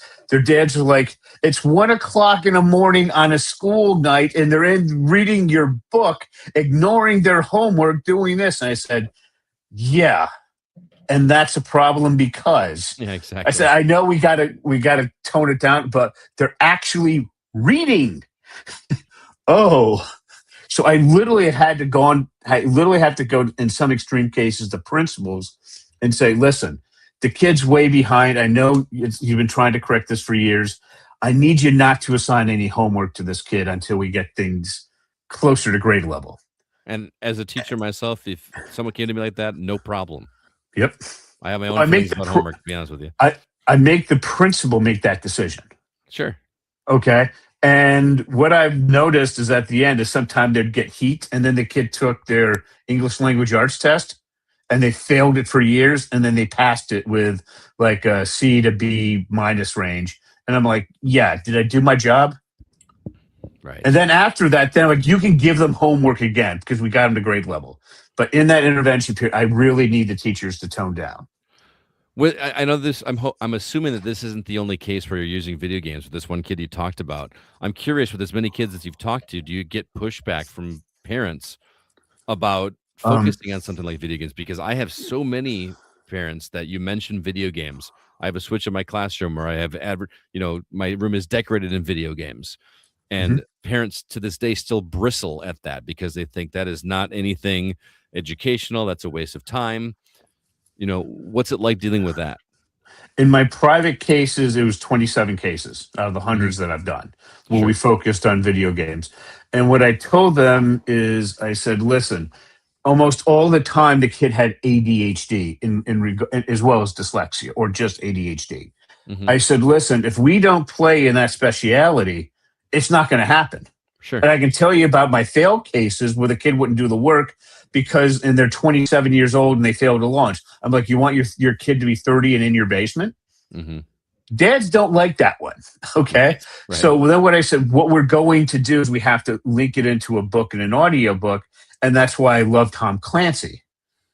All right. Because one of them, for example, they're interested with the Missive with China called The Bear his book, and that is called Bear and the Dragon. I said, okay, we're going to use that one. The kid's like, well, have you listened to it? I said, well, it's 43 hours and I've listened to it 4 times. Huh? So he would go through the entire book. And then I would say, how does that relate to the current issue with Japan wanting to attack Taiwan? What do you know about that? Well, extensively. Huh? So, and then he got really into it. I got him going beyond books and audiobooks and the whole thing back was how to redo the game better. He's in college now and he wants to work in the video game industry. But if you can use the skills that I taught him to come up with better game design, better stories when I occasionally talk to him now, I'm like, you have to be much faster. You have to give them the dopamine hit much faster. He's like, sure. Yeah, I know. So, but it looks like he'll be able to make a career in that. So that's the thing I try to tell the parents is they're reading. Video games is what I have to hook them in to make this work. Otherwise, they're not going to read. It's simple as that. And then once the father and the mom sees them reading, they're like, okay, I get where you're going. This doesn't make any sense. I said, you don't have to understand. You just have to let it go because he's now doing the work. That's awesome. Russell, this has been an awesome conversation. I feel like I could talk to you for hours and hours as an educator. I would just love to pick your brain, but we probably should let you go. Thank you so much for being here. This has been an awesome conversation. I feel a little bit enlightened, so I hope you had a good time. Yeah, thanks for having me, and I'll let you guys know. You guys kept the story lively. This is my 191st podcast on Podmatch since last April. Oh wow! And I've been on the leaderboard for the past 6-7 months. So this was one of the best discussions I've seen in this area. Awesome. Well, thank you. You guys actually went and did your homework. And you came back with something really good to say. That's the hard part. Well, I appreciate that, man. That means a lot. So I would love to talk with you. I'm going to have to keep in touch with you in the future and get some tips from you. So that's going to be it for that topic. Next week, stay tuned. We're going to talk about quote unquote serious games. We got a special guest from Happy People Games that makes what they are calling themselves serious games. So stay tuned for that for next week. But that's going to do it for this week's The Gaming Outsider. Russell, thanks again so much for being our guest. It's been a pleasure talking with you. Thanks for having me. And where can our listeners follow you and your work? Best thing to do is just go to dyslexiaclasses.com, dyslexia classes with an S. There's a document there, the button that says download free guide. Just click on that, answer 3 questions, and set up a time to speak with me. It's a half an hour, no cost. And we're about to launch a program for parents to teach their kids on a learning platform called School, SKOOL.com. It's just $147 a month, which is a fraction of what everybody else charges. And Angela, a certified elementary school teacher and homeschooling mom who has taught her 9-year-old son, August, how to do this, will be having weekly webinars to answer all your questions. Very cool. And thanks, everybody out there, for listening. Would like to remind you that this episode was produced by Kevin Honigford. All the music you hear is written and performed by Grant Henry of Stemage and Metroid Metal. His website, as always, is stemagemusic.com, STEMAGE music.com. Please be sure to email us if you have any questions or concerns. Our address is feedback@thegamingoutsider.com. And join us live every Monday at 7:30 p.m. Central on YouTube, Twitch, and Facebook. Russell, Before we let you go, sir, do you have any parting words or recommendations for our listeners? The thing that if you want this to work is you have to focus on the kid's speciality during the intervention period. Teach them from the specific to the general, word analysis followed by articulation.